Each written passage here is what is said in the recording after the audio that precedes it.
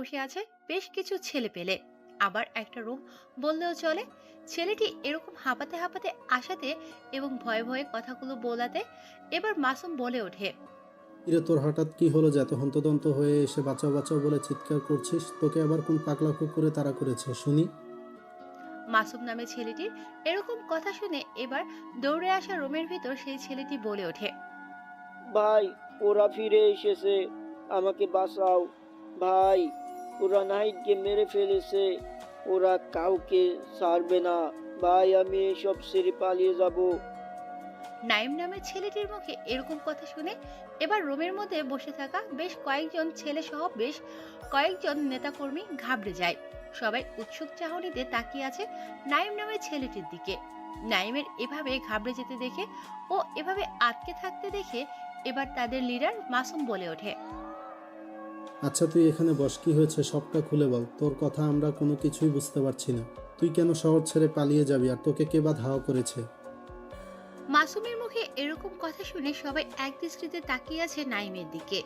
নাইম এবার আরো ঘাবড়ে যায়, গাল দিয়ে নাকের ডগা দিয়ে মাটিতে টপ টপ করে ঘামের ফোঁটা পড়ছে। নাইম বলে ওঠে। দেখ ভাই, ওই মারিয়াকে আমি নিজের চোখে দেখেছি, সে বেঁচে আছে, সে আমাকে মেরেছে ভাই। আমি চাই না অকালে আমার জীবনটা দিতে, তাই সব ছেড়ে চলে যাচ্ছে অনেক দূরে। কিন্তু নাইম। কথাটা শেষ করতে পারে না মাসুম, তার আগে হঠাৎ করে রুমের ভিতর দমকা হাওয়াতে সব লন্ডভন্ড করে দেয়। হঠাৎ এত বাতাস কোথা থেকে এলো কেউ বুঝতে পারে না। ঘরের জানালা বন্ধ, দরজা বন্ধ, তবুও যেন রুমের মধ্যে এই এক ঘূর্ণিঝড়ের তাণ্ডব শুরু হয়েছে। নাইম এই দৃশ্য দেখে কাঁপাকাঁপি শুরু করেছে, হাত পা যেন তার থমকে গেছে, এক নাগাড়ে কেঁপে চলেছে তার হাত পা। মাসুদ বলে ওঠে। মাসুম ভাই, এটা কি হচ্ছে? রুমের সব দরজা জানালা লাগা, তবু এত বাতাস কি করে প্রবেশ করছে? আমিও সেটাই বুঝতে পারছি না, হঠাৎ এত বাতাস কোথা থেকে এলো। তোরা ভয় পাস না, আমি দেখছি। মাসুদ এবং মাসুমের কথা শুনে এবার যেন পুরো পাগল পাড়া হয়ে যায় নাইম। নাইম এবার উচ্চস্বরে হাসতে হাসতে বলে ওঠে। হা হা হা, তোরা কেউ বাঁচবি না।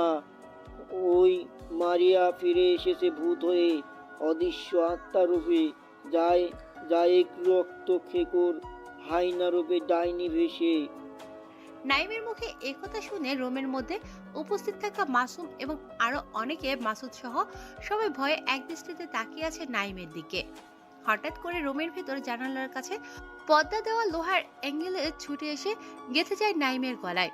গলা এফোর ওফর হয়ে দেয়াল এগিয়ে গেঁথে যায়। সবাই এটা দেখে একেবারে চমকে যায়, সবার যেন শরীর থেকে আত্মাটা বেরিয়ে যায়। এই দৃশ্য দেখে যেন চোখের পলকে ফেলছে না কেউ। সবাই ভয়ে কাত হয়ে গেছে, রুমটা নিস্তব্ধ, শুনশান, পিনপতন নীরবতা বিরাজ করছে। পুরো রুমটা যেন হয়ে উঠেছে এক কবর গোরস্থান। হঠাৎ করে রুমের মধ্যে থাকা লাইটগুলো জ্বলছে নিচ্ছে। এইটা দেখে রুমের মধ্যে থাকা মাসুম এবং মাসুদ, রানা, আবির, জিসান, রকি প্রায় প্যাটে হিসু করে ফেলেছে। যখনই তারা পালাতে যাবে তখনই রুমের মধ্যে শুনতে পায়।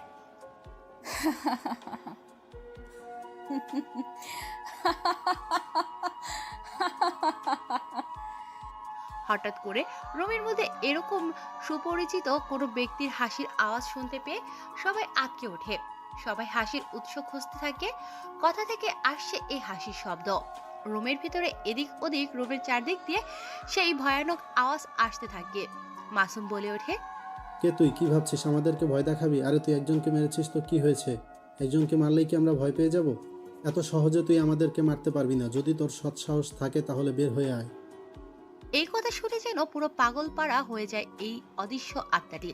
পুরো রুমে পাগলের মতো ছোটাছুটি, ভাঙচুর ও হাসাহাসি শুরু করে। এবার হাসতে হাসতে সেই অদৃশ্য আত্মাটি বলে ওঠে। ফিরে এসেছি আমি তোদের পিশাচের রক্ত চুষবো বলে। আমি ছাড়বো না কাউকে, আমি খাবো তোদের রক্ত শুষে শুষে। হঠাৎ করে এরকম সুপরিচিত গলার স্বর শুনতে পেয়ে মাসুম, রানা, মাসুদ, আবির, জিসান, রুমে উপস্থিত থাকা আরো সবাই যে যার মতো খাটের সোফায় পর্দার আড়ালে যে যেখানে পাচ্ছে লুকাচ্ছে। এটা দেখে ওই আত্মা এবার এক গগন কাঁপানো হাসি দিয়ে বলে ওঠে। আরে মূর্খের দল, কেবল তো খেলা শুরু করেছি। এটা তো কেবল ট্রেইলার দেখালাম, পিকচার এখনো বাকি। মেরা দোস্ত হ্যাঁ। তোরা কি ভেবেছিস তোদের এত সহজে মেরে ফেলবো?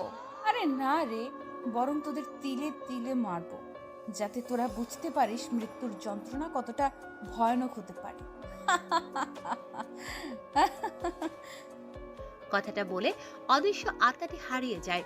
এই রাতের অন্ধকার, মায়াবী রাতের জ্যোৎস্না, রাতের সেই মায়াবী আত্মাটি। নিমিষে এত ভয়ানক পরিবেশটা একেবারে থমকে যায়, পুরো পরিবেশটা শান্ত হয়ে যায়। রুমটা যেন মুহূর্তের মধ্যেই নিজের প্রাণ ফিরে পায়। মাসুম, রানা, আবির, মাসুদ যেন তারা নিজেদের প্রাণ ফিরে পায়। মাসুম বলে ওঠে, এটা কি করে সম্ভব? এ মারিয়া কি করে ফিরে আসতে পারে? একে তো আমরা মেরে ফেলেছি বালি চাপা দিয়ে। একেই বলে ভাগ্যের পরিহাস। আকাশ থেকে পড়লাম তেঁতুল গাছে আটকালো।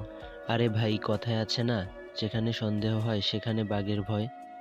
কিন্তু আমাদের ভয় পেলে চলবে না, খবরটা টাটা ভাইকে দিতে হবে, কারণ এর একটাই সমাধান, সেটা হচ্ছে টাটা ভাই। ওকে, চল তাহলে। তারপর তারা 10-12 জন মিলে বেরিয়ে যায় টাটা ভাইয়ের সাথে দেখা করবে বলে, এবং আজকের সকল ঘটনা খুলে বলবে এ ভেবে। আপনারা কিছু বুঝতে পারছেন না, তাই না? গল্পের সাথে থাকুন, তাহলে সবটা বুঝতে পারবেন। তবে এতটুকু বলতে পারি, আজকের গল্পটা হতে চলেছে অনেক ইন্টারেস্টিং এবং অদ্ভুত ভয়ঙ্কর। এক মায়াবী রাতের মধ্যরাতের খানির গল্প নিয়ে হাজির হয়েছি আপনাদের সামনে। এই যে মাসুম, রানা, আবির, এমনকি মাসুদ, এরা কারা? আর এই টাটা ভাইকে, আর এই অদৃশ্য আত্মা মারিয়া, এই বা কে? সবটা জানতে পারবেন আজকে আমাদের এই গল্প থেকে, যদি সবটা শোনেন মনোযোগ দিয়ে। নাইমের লাশটাকে নিয়ে টাটা ভাইয়ের উদ্দেশ্যে রওনা দিয়েছে গাড়িতে করে। কিছুক্ষণের মধ্যে তার টাটা ভাইয়ের বর্তমান ঠিকানায় পৌঁছে যায়। এদিকে রাত প্রায় 2টার কাছাকাছি। চারদিকটা শীতে গ্রাস করে নিয়েছে। এত শীত থাকার কারণে স্পষ্টভাবে কোনো কিছুই দেখা যায় না। সবকিছু যেন ঝাপসা আর কুয়াশার মধ্যে হারিয়ে গেছে। এই জনশূন্যবিহীন এলাকায় পুলিশের পোশাক পরিহিত এক লোক রক্তাক্ত শরীর নিয়ে অঝরে দৌড়াচ্ছে। তার পেছনে আরেকজন দৌড়ে আসছে।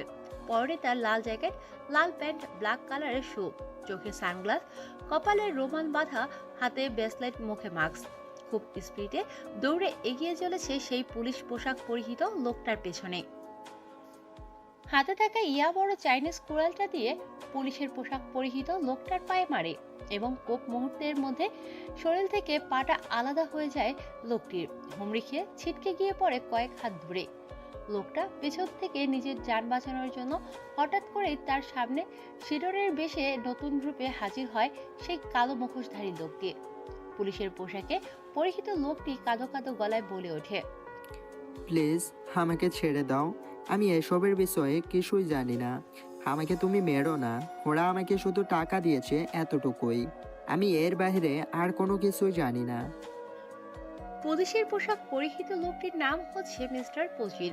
মিস্টার পজির একজন পুলিশ ইন্সপেক্টর। তাকে নির্মমভাবে হত্যা করার জন্য ধাওয়া করছে অজানা আগন্তুকটি। ইন্সপেক্টর পজিরের মুখে আগন্তুকটি এরকম কথা শুনে উচ্চস্বরে হাসতে থাকে। তার এই হাসি যেন এই অন্ধকার রাতের কুয়াশা প্রকৃতির বাতাসের সাথে মিশে দিয়ে প্রতিধ্বনি সৃষ্টি করছে বারবার। তার এই হাসিতে লেগে আছে হাজারো ভয়ঙ্কর অজানা রহস্যময় কাহিনী।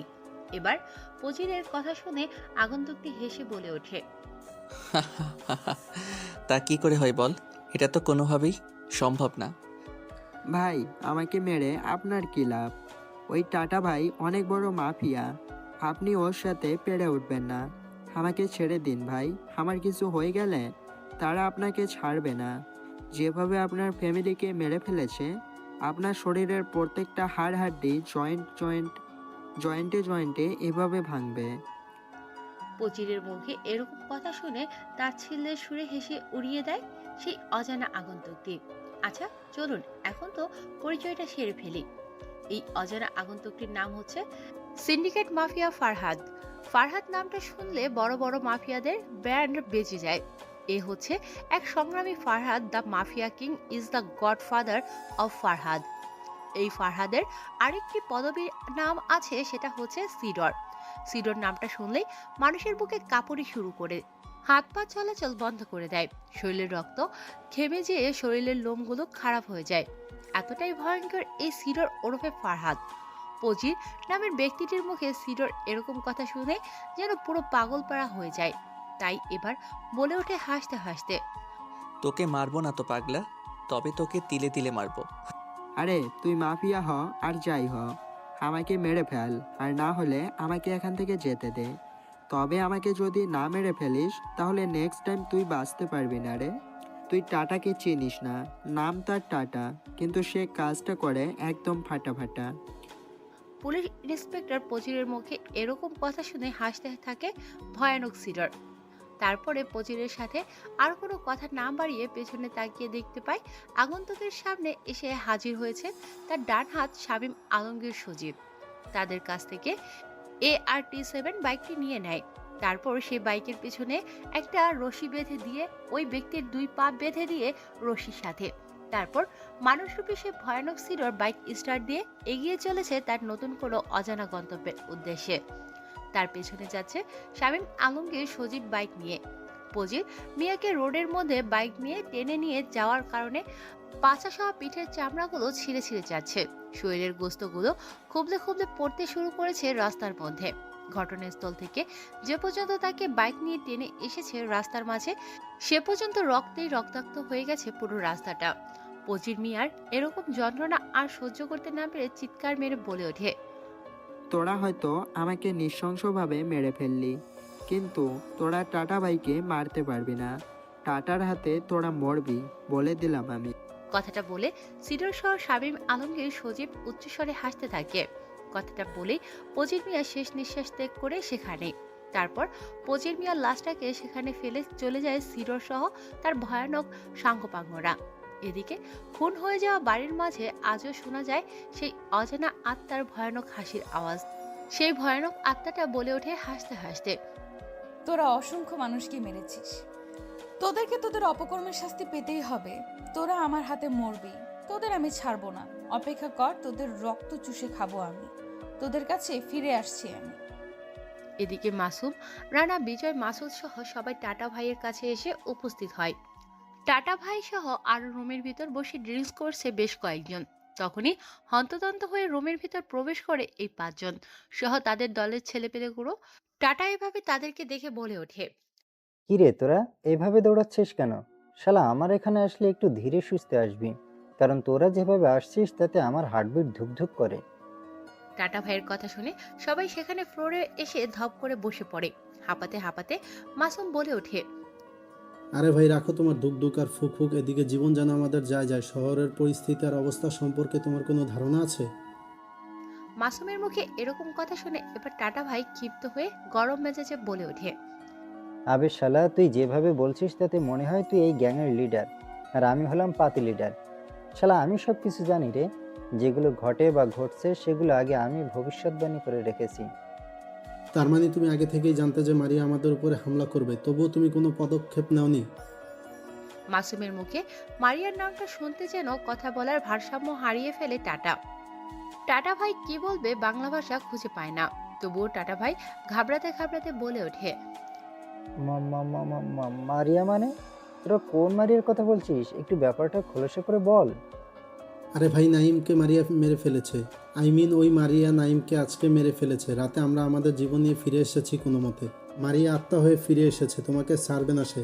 বাঁচতে চাইলে সবাইকে পালাতে হবে সব ছেড়ে। মাসুমের মুখের এরকম কথা শুনে সবাই যেন পুরো পাগলপাড়া হয়ে যায়। টাটা ভাই উচ্চস্বরে হাসতে থাকে, কারণ টাটা ভাই জানে সে মারিয়াকে মেরে ফেলেছে।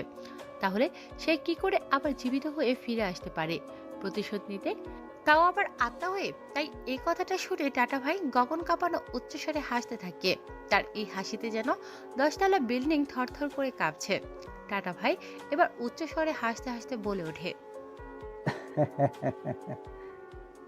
আবে বেটা জানিস আমি কে? আমি টাটা বে টাটা। এই টাটা ছেড়ে দেয় কিন্তু কাউকে ছাড় দেয় না। যেমন আমি মারিয়াকে ছেড়ে দিয়েছি কিন্তু ছাড় দেই নাই। আর তুই বলছিস মারিয়া মরার পরে আত্মা হয়ে ফিরে এসেছে?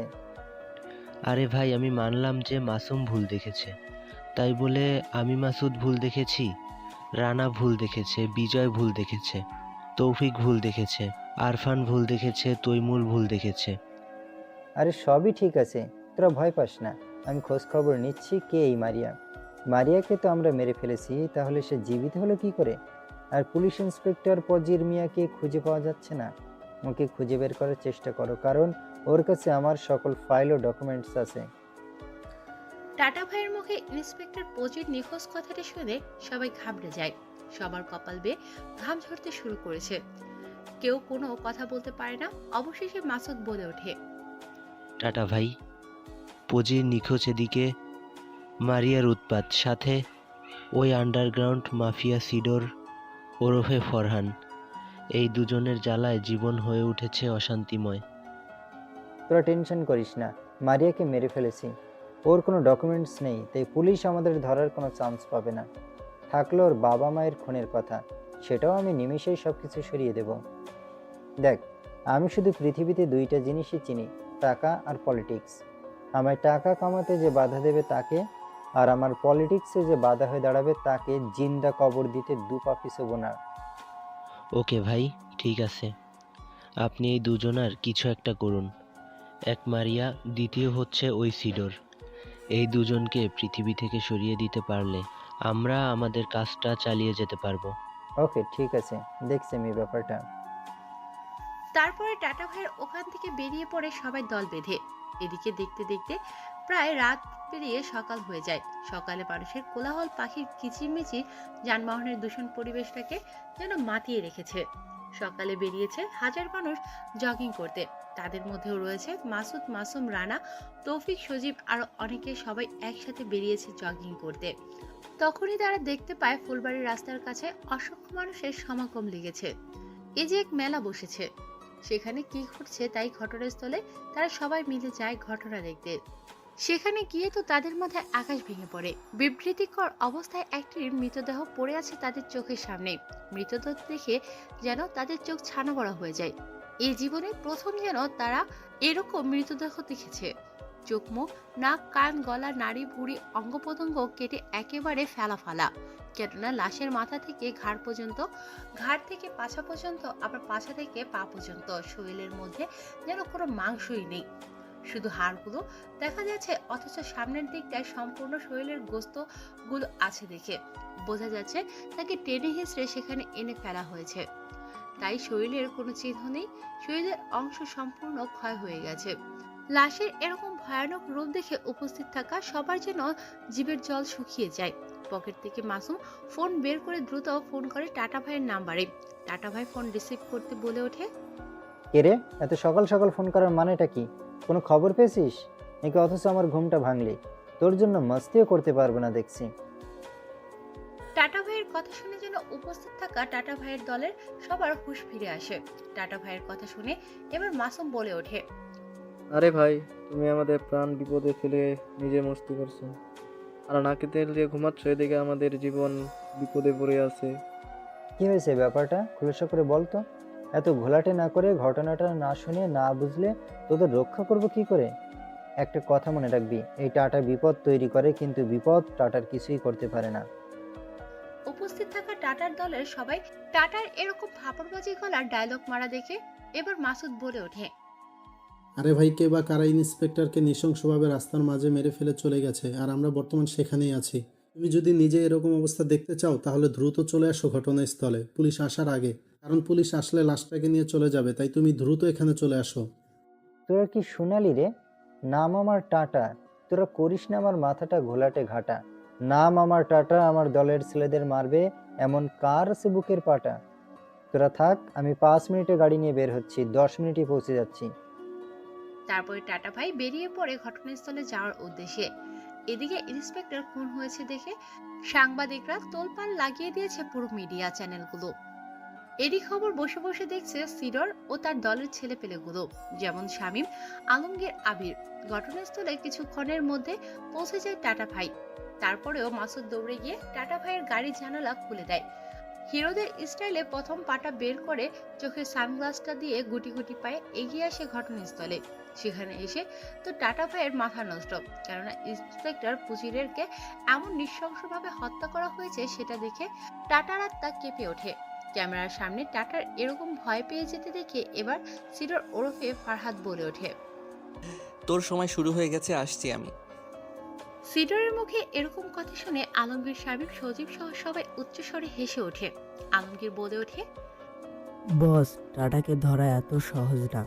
টাটাকে ধরতে হলে আগে টাটার আশেপাশের আবর্জনাগুলোকে সাফ করতে হবে। টাটাকে ধ্বংস করব আমি, এক এক করে মারবো তাদেরকে। জি ভাই, ওই বেটা ইন্সপেক্টর পজির মিয়াকে শেষ করেছে। তার দলে আর 17 জন আছে। ওই 17 জন পৃথিবী থেকে সরিয়ে দিতে পারলে টাটার মনে আতঙ্ক সৃষ্টি হবে, আর আতঙ্ক থেকে তৈরি হবে ভয়, আর ভয় থেকে সৃষ্টি হবে তার এক এক এক এক এক এক করে হেরে যাওয়ার পালা। আমি খবর পেয়েছি তৌফিক শহরে ড্রাগস নিয়ে আসছে। বস, আমরা বুঝে গেছি আমাদের কি করতে হবে। আজকে ওই তৌফিকের শেষ দিন, তাকে মারতে হবে নৃশংসভাবে। আমাদের হাতে তাকে মারবো না, তবে গোডাউনে তুলে এনে অনেক নৃশংসভাবে হত্যা করব। কাজটা হওয়া চাই আমার। খবর পেয়ে বেরিয়ে যায় পুরো টিম। আলমগীর, শামীম, সজীব, ইয়াসির, রহমত, সাব্বির, আকাশ, পাপ্পু, পারভেজ, সূর্য আরো অনেকে প্রায় 50 থেকে 60টি মোটর বাইক নিয়ে বেরিয়ে পড়ে তাদের নিজ গন্তব্যের উদ্দেশ্যে বেরিয়ে যায়। উদ্দেশ্য একটাই, টাটা ভাইয়ের সব মাল লুট করা এবং ওই তৌফিককে চিরতরে শেষ করে দেওয়া। দেখতে দেখতে দিনটা পেরিয়ে প্রায় বিকেল হয়ে এসেছে চারদিক দিয়ে। সন্ধ্যার পাখিগুলো কিচিরমিচির করে তাদের খাবার জোগাড় নিয়ে নিজ বাড়িতে উদ্দেশ্যে রওনা দিয়েছে। মানুষজন ছুটে চলছে তার জীবিকা নির্বাহ করে বাড়ির উদ্দেশ্যে। সন্ধ্যা হয়ে গেছে। ঢাকা শহরের নিচ থেকে হাজার হাজার গাড়ি যাতায়াত করে আবার রাস্তার উপর দিয়ে ট্রেনে চলে সে রাস্তার নিচ দিয়ে গোপনে মাল পাচার করছে টাটা। এদিকে পাহাড়ের রাঙামাটির রাস্তার সাইডে সাইডে লুকিয়ে আছে হাজার হাজার পারমাণবিক বোমা, এবং পারমাণবিক বোমার উড়ে যাবে টাটা, আবার রেখে যাবে মাইন্ডে মাইন্ড। পাহাড় দুই পাশের মধ্যেখান দিয়ে চলে গেছে। এই বড় রাস্তাটি চারদিকটা অন্ধকার, শুনশান নীরবতা। শীতের দিনে কালো আধারে ছেয়ে গেছে কুয়াশা। হঠাৎ করে কোথা থেকে যেন এক স্নাইপার থেকে বুলেট এসে ট্রাকের টায়ারে লাগে। ট্রাক ব্রেক ফেল করে পাহাড়ে গিয়ে ধাক্কা খায়। হঠাৎ করে এমন দুর্ঘটনা ঘটে যাওয়ার কারণে ড্রাইভার সহ তৌফিক এবং তাদের আরো কিছু সাঙ্গপাঙ্গ বেরিয়ে আসে গাড়িগুলো থেকে। তৌফিকের সামনে হঠাৎ করে প্রায় 300 থেকে 350 ছেলে পেলে এসে হাজির হয়। সামনে দেখতে পায় আলমগীরকে। আলমগীরকে দেখে তৌফিক ভয় করে ওঠে। কি রে, পেছন থেকে আক্রমণ করলি? তোদের তো সৎ সাহস নেই আমাদের টাটা ভাইয়ের মতো সামনে থেকে আক্রমণ করার। তৌফিকের মুখে এরকম ডায়লগ শুনে আলমগীর তার পকেট থেকে ফোনটা বের করে কল করে সিডরের ফোনে। সিডর ফোন রিসিভ করতেই আলমগীর বলে ওঠে, ভাই, শালাকে আটকে দিয়েছে। শালা আমাদের ডায়লগ দিচ্ছিল আমাদের নাকি সৎসাহস নেই, আমরা নাকি পেছন থেকে আক্রমণ করি, আর টাটা নাকি সামনে থেকে অ্যাকশন নেয়। তো এখন কি করা যায় বলেন তো শুনি। আলমগীরের মুখে তৌফিক তাদেরকে ছোট লোক বলছে কথাটি শুনে এবার উচ্চস্বরে হাসতে থাকে সিডর। সিডর হাসতে হাসতে বলে ওঠে, আরে তৌফিক কুত্তার বাচ্চা, জানিস না ফাঁকা কলসি বাজে বেশি। সিডরের এরকম চিৎকার শুনে তৌফিক চমকে ওঠে। তৌফিকের ভেতর আত্মা যেন বেরিয়ে যায় হুঙ্কার শুনে, কারণ তৌফিক জানে অ্যাসিড কতটা ভয়াবহ। সিডর যখন একবার হুঙ্কার দেয় তখন মাটি কাঁপা শুরু করে দেয়। সিডর আবার বলে ওঠে, শোন, আমি যখন কাউকে মারি তখন পুরোপুরি শেষ করে দেই, কারণ তাকে বাঁচিয়ে রাখলে সে মরণ কামড় ছবল দিবে। আরে ওই ফারহাদ ওরফে সিডর, তুই অহংকার দিলে যে আমি ভয় পেয়ে যাব এটা নয়। তুই লোক পাঠিয়েছিস ঠিকই, কিন্তু তোর লোক ঠিক এসেছে, কিন্তু যেতে পারবে না রে পাগলা। হা, দেখা যাবে আলমগীর, তারা যেন জীবিত না ফিরতে পারে। ওকে ভাই, ঠিক আছে।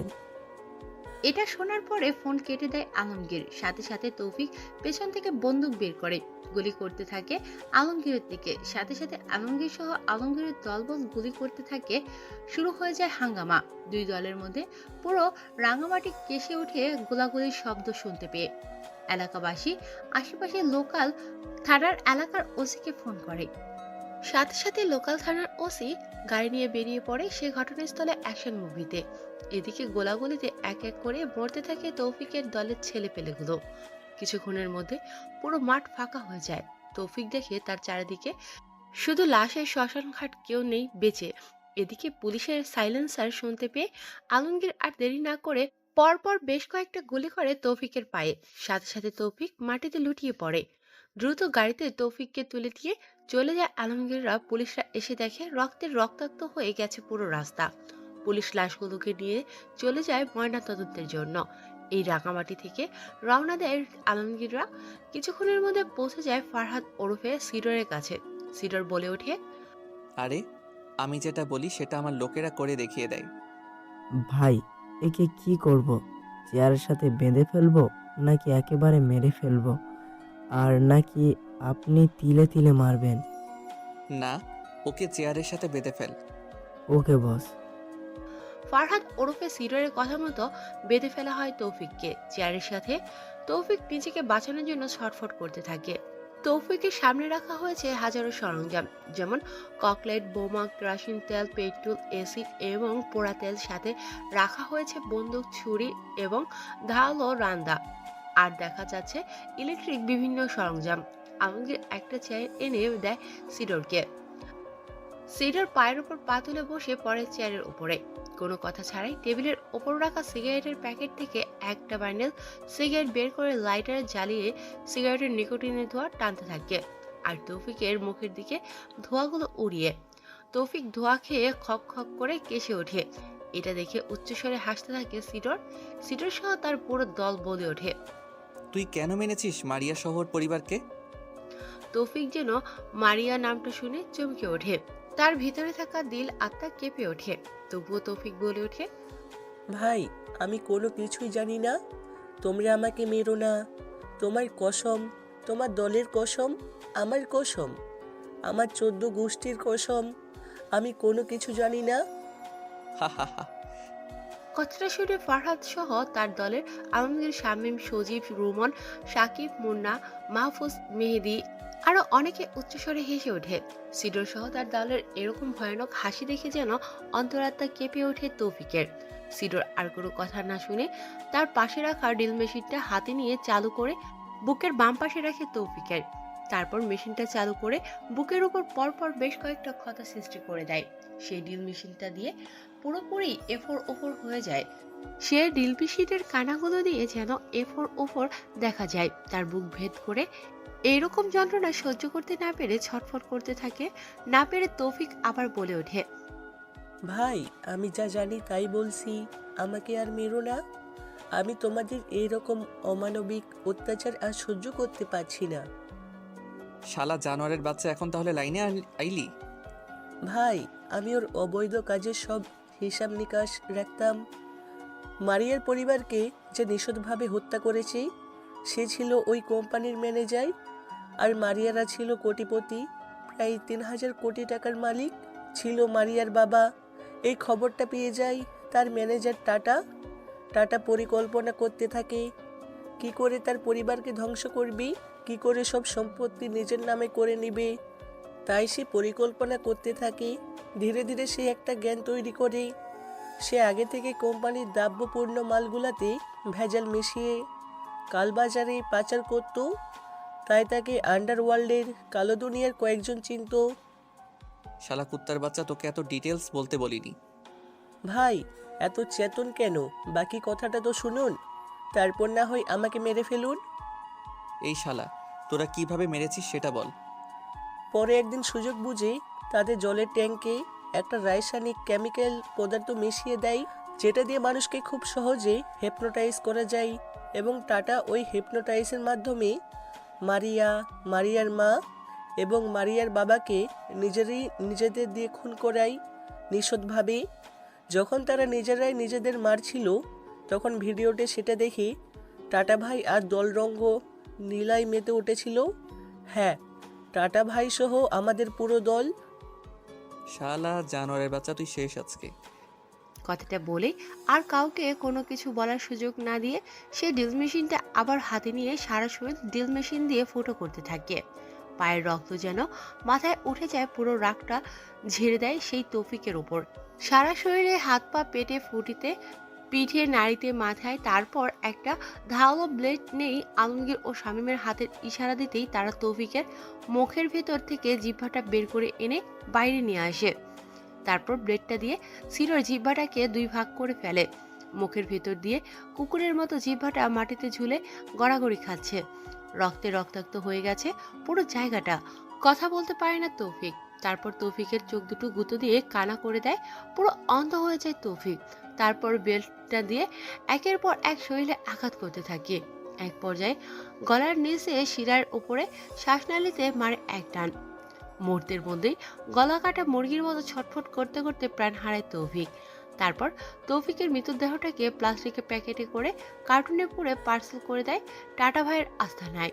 এইদিকে এখনো সেই বাড়িতে ঘুরে বেড়ায় 3টি মৃতদেহের আত্মা, তাদের নির্মম হত্যার খুনের প্রতিশোধ নিতে। আত্মা 3টা এখনো সে বাড়ির ভেতরে ঘোরাঘুরি করে আর মাঝে মধ্যে এসে বাড়ি থেকে চিৎকার করে বলে ওঠে। এই আত্মা দুটির মধ্যে থেকে একটি আত্মা, তুমি আমাকে বাঁচাতে এলে না ফরহাদ। আমি তোমার প্রেয়সীকে হত্যা করেছে, এর এখন প্রতিশোধ তুমি নিবে না। কাউকেই আমি ছাড়বো না, সবাইকে মেরে ফেলবো, লন্ডভন্ড করে দেবো দুনিয়া। এইরকম করে বলে আর চিৎকার করে ওঠে সেই অদৃশ্য আত্মাটি। এইদিকে কোম্পানি থেকে ফোন আসে ফারহাদের কাছে। ফারহাদ হলো একজন কোটিপতি বিজনেসম্যান। আপনাদের জানার ইচ্ছা করছে না যে কে এই ফারহাদ ওরফে সিডর, তার উপরে কে এই মারিয়া, তারও পরিবার, আর এই টাটা ভাইও বা আর তার গ্যাং? সবটা জানতে পারবেন আপনারা শুধু এই গল্পের সাথে থাকুন। সিডর গাড়ি নিয়ে বেরিয়ে পড়ে বাড়ির উদ্দেশ্যে। তখনই সিডরের ফোন আসে। ফোনের ওপাশ থেকে বলে ওঠে, হ্যালো মিস্টার ফরহাদ বলছেন? আমি মারিয়া চৌধুরী গ্রুপ অফ ইন্ডাস্ট্রির বর্তমান এমডি মারিয়া বলছি। আপনার সাথে আমার কোম্পানির একটা অ্যাড হতে চলেছিল, তো আপনার কোম্পানি কি আমার কোম্পানির সাথে ডিলটা করতে রাজি আছে? ফারহাদ এতক্ষণ রেগে মেগে কটমট হয়েছিল। হঠাৎ করে কোকিল কুহু মিষ্টি সুরে বসন্তের হাওয়ায় হাওয়ায় বয়ে যাওয়া বাতাসের মতো স্নিগ্ধ সুরে ভেসে আসে কথাগুলো তার কানে। এরকম মিষ্টি সুর নিজের কানে শুনতে পেয়ে প্রথমে তো টাসকি খেয়ে যায় ফারহাদ বলে ওঠে, হ্যাঁ, আমি আপনার কোম্পানির সাথে ডিলটা করতে রাজি আছি। ডিলটা ফরহাদ ইন্ডাস্ট্রিজের company MD Farhad Maria industries কোম্পানির সাথে ডিলটা করতে রাজি হয়েছে শুনে খুশি হয় মারিয়া। আর খুশিতে মারিয়া মিষ্টি কণ্ঠে বলে ওঠে, ওকে মিস্টার ফরহাদ, আপনার কোম্পানির সাথে আমরা ডিল করতে রাজি হয়েছি, তবে আমাদের কিছু ফর্মালিটিস আছে যেগুলো আপনাদের পূর্ণ করতে হবে। তাই দয়া করে যদি একবার আপনি আমাদের কাউকে কোম্পানিতে আসতেন, তাহলে আপনার সাথে সামনাসামনি আমি আমাদের কোম্পানির শর্তগুলো তুলে ধরতাম। ওকে, ঠিক আছে, আমি চলে আসবো। কথাগুলো বলে ফোন কেটে দেয় 2 কোম্পানির এমডি। আপনারা ভাবছেন কি আপনাদের মনে বারবার একটা প্রশ্ন আসে, সেটা হচ্ছে এক মারিয়া মরে গেছে, তাহলে নতুন করে মারিয়া জন্মালো কিভাবে? হ্যাঁ, আপনারা ঠিকই ধরেছেন, এক মারিয়া মরে গেছে ঠিকই, কিন্তু পৃথিবীতে আরেক মারিয়া আছে। যেমন শুধু একজনের নাম পৃথিবীতে থাকতে পারে না, বরং এক নামই আরেকজনের থাকে, ঠিক সেরকমই 2 মারিয়া জীবিত এবং মৃত। এদিকে টাটা ভাইয়ের কাছে লাশটা পৌঁছে যায় তৌফিকের। টাটা নিজের সামনে লাশটা দেখে রাগে রাগান্বিত হয়ে বলে ওঠে, আরে ওই শালা কুত্তার বাচ্চা সিডার একে একে আমার সব প্ল্যানে জল ঢেলে দিতে শুরু করেছে। এদিকে মারিয়া। টাটার এরকম রাগ দেখে মাসুদ, রানা, মাসুম সহ সবাই ঘাবড়ে যায়। মাসুদ বলে ওঠে, ভাই এখন চিৎকার করে লাভ নেই, বরং ওকে ধরার ব্যবস্থা করতে হবে। মানে হলো কাঁটা দিয়ে কাঁটা তুলতে হবে, তবে রাস্তা পরিষ্কার হবে, না হলে রাস্তার মধ্যে আবর্জনা লেগেই থাকবে। এমনি এমনি আমি এত বড় গ্যাংস্টার হয়নি।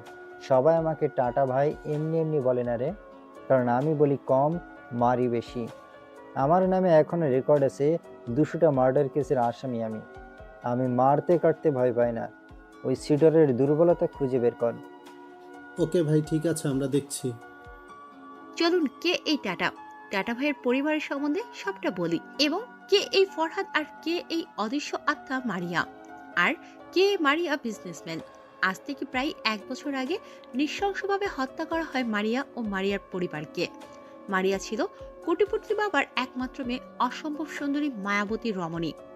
বাবা জাহাঙ্গীর মিয়া, মা আমেনা জাহাঙ্গীর মিয়া ছিল কোটিপতি বিজনেসম্যান, আর আমেনা বেগম ছিলেন গৃহিণী। মারিয়া লেখাপড়া শেষ করে মারিয়া বিজনেসের কাজে তার বাবাকে সাহায্য করছিল। এদিকে ফরহাদ কোটিপতি বিজনেসম্যানের ছেলে, মোহাম্মদ শফিকুল ইসলামের ছেলে ফরহাদ, মা সুলতানা বেগম।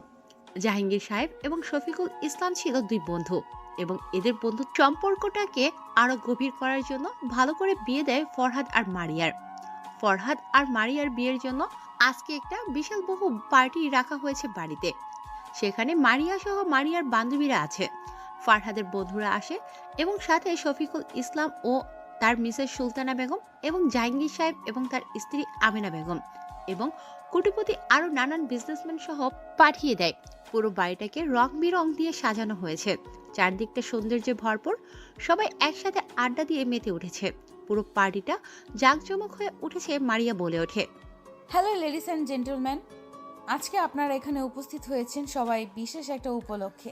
উপলক্ষটা হচ্ছে আমার ভালোবাসার প্রিয় মানুষটির জন্মদিন। ফরহাদ গ্রুপ অফ ইন্ডাস্ট্রির বর্তমান এমডি ফরহাদের আজকে শুভ জন্মদিন, তাই আমরা তাকে সবাই মিলে উইশ করি। Happy birthday to you Farhad. আমি কিছুক্ষণের মধ্যে কেক কাটবো, ততক্ষণে এনজয় দ্য পার্টি। এই বলে মারিয়া প্যান্ডেল থেকে নেমে যায়। তারপর চলে যায় ইভা, তানহা, মাহি, ইকরার কাছে। আর ফরহাদ ছিল তার বন্ধুদের সাথে, শামীম, আলমগীর, সজীবের সাথে। এদিকে তারা সবাই মিলে আড্ডা দিচ্ছে। ওদিকে মিস্টার জাহাঙ্গীর সাহেব এবং তার মিসেস আমিনা বেগম এবং মিস্টার সাইফুল আলম এবং তার মিসেস সুলতানা বেগম আরো কিছু বিজনেসম্যান এবং আত্মীয় স্বজন মিলে আড্ডা দিচ্ছে। তখনই বলে ওঠে মিস্টার জাহাঙ্গীর সাহেব, বন্ধু, এতদিন ছিলাম শুধু আমরা প্রাণ বন্ধু, আজকে হলাম আমরা বিআই সাহেব। বন্ধুত্বের সাথে সাথে সম্পর্কটাকে বিআইয়ের সম্পর্কে রূপান্তর করেছি। তোর কাছে আমাদের সম্পর্কটা কেমন লেগেছে? মিস্টার জাহাঙ্গীর সাহেবের কথা শুনে এবার উপস্থিত থাকা সবাই হেসে দেয়। হাসতে হাসতে শফিকুল আলম সাহেব বলে ওঠেন, বন্ধু, তুমি ঠিক বলেছ। আমার ছেলে আর তোর মেয়ে দুজন দুজনকে খুব ভালোবাসে এবং তাদের ভালোবাসাকে পূর্ণতা দিতেই আমরা তাদের বিয়ে দিয়েছি। তারাও খুব খুশি আর আমরাও এই সম্পর্কে অনেক খুশি। হ্যাঁ বেয়াই, আপনার ছেলেকে আমাদের মেয়ে জামাই করতে পেরে আমরা সত্যি ধন্য। আপনার ছেলে সত্যি লাখে একটা। ব্যবহার, শিক্ষাগত যোগ্যতা, ধন সম্পদ, সৌন্দর্যের দিক দিয়ে ভরপুর সোনার টুকরো ছেলে একটা আমাদের জামাই। কথাটা শুনে সবাই উচ্চস্বরে হেসে দেয়। আড্ডা দিচ্ছে। তখনই মিসেস সুলতানা বেগম বলে ওঠে, আরে বিয়ানি আর বিআই সাহেব, আপনারা শুধু আমার ছেলেরই প্রশংসা করছেন, কিন্তু আপনারা যে একটা সোনার টুকরো মেয়ে জন্ম দিয়েছেন সেটা কি আবার ভুলে গেছেন? আপনার মেয়ে দেখতে অসম্ভব সুন্দরী, মায়াবতী, লজ্জাবতী। আপনাদের মেয়েকে আমাদের ঘরের বৌমা করতে পেরে সত্যি আমরা ধন্য। আপনার মেয়ে আমাকে মা বলে ডাকে। আজকালকার মেয়েরা তো আন্টি, মম, আরও কি কি বলে ডাকে, অথচ আপনার মেয়ে সরাসরি আমাকে নিজের মায়ের মতো ভালোবাসে। এরকম মেয়ে আর কোথায় পাই বলুন? যা বলেছেন বেআইনি, আমার মেয়েটা সত্যি অনেক লাকি যে আপনাদের মতো একটা এরকম লাকি পরিবার পেয়েছে। তুই যাই বলিস, তোর মেয়েকে যদি আমি আমার ঘরে নিয়ে আসি তাহলে কিন্তু তোর অফিসে আর আমার বৌমাকে যেতে দেব না। বৌমার যদি অফিস সামলাতে ইচ্ছে করে তাহলে সে আমার অফিস, আমার কোম্পানি সামলাবে। আরে বিআই সাহেব, আপনি কি যে বলেন না, বিয়ে হয়ে গেছে তো কি হয়েছে? আমাদের কি আর কোনো সন্তান আছে? আমাদের যা আছে সবই তো মারিয়ার। তাই মারিয়াকে আপনারা কিভাবে রাখবেন সেটা তো আপনাদের ইচ্ছা, তাই না? কারণ আমরা তো আপনাদের হাতে আমাদের একমাত্র মেয়েকে তুলে দিয়েছি। সবার মাঝে একরকম কথা দেখে আনন্দে উল্লাসে মেতে ওঠে সবাই। তখনই মিসেস সুলতানা বেগম বলে ওঠে, বিয়ানি এবং বিয়ান সাহেব, আপনারা কি যে বলেন না, আপনাদের মেয়ে তো আমাদেরই মেয়ে।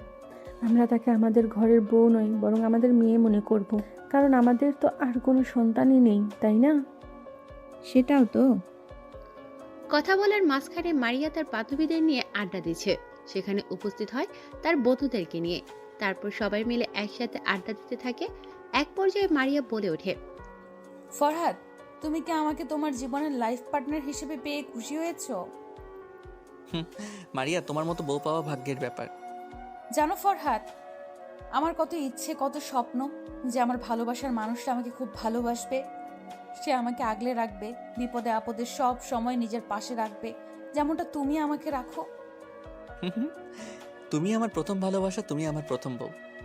ফরহাদের মুখে এরকম কথা শুনে উপস্থিত থাকা ইভা, তানহা, মাহি, ইকরা এবং ফরহাদের বন্ধুরা শামীম, আলমগীর, সজীব উচ্চস্বরে হু হু করে হাসতে থাকে। ইভা বলে ওঠে, আহারে, আমাদের ফরহাদ সাহেবের মনে হয় আরো অনেক বিয়ে করার ইচ্ছা আছে, কেননা যেভাবে বলল কথাগুলো। মারিয়া একথা শুনে রাগে রাগান্বিত চোখে তাকায় ফরহাদের দিকে। ফরহাদ মারিয়ার এরকম রাগী লোকে দেখে থতমত খেয়ে যায়। মারিয়া বলে ওঠে, কি বললি তুই? তোর আরো বিয়ে করার ইচ্ছা আছে? তুই কি বললি? আমি তোর প্রথম স্ত্রী এবং প্রথম ভালোবাসা। এ দ্বারা তুই কি বোঝাতে চাচ্ছিস? মানে তুই আরো ভালোবাসতে চাস, আরো বিয়ে করতে চাস? মানে না, কখন বললাম? তুই কি বললি? তার মানে আমি মিথ্যা কথা বলছি? আচ্ছা, মেনে নিলাম আমি মিথ্যা বলছি, কিন্তু এত সবাই আমরা ভুল শুনেছি কিছুক্ষণ আগেই বলে কথাটা। মারিয়া এবং ফরহাদের এরকম মিষ্টি ঝগড়া দেখে ইভা, তানহা, মাহি, ইকরা, শামীম, আলমগীর, সজীব হাসতে থাকে। আলমগীর বলে ওঠে, আরে ভাই, তুই তো কিছুক্ষণ আগেই বললি না।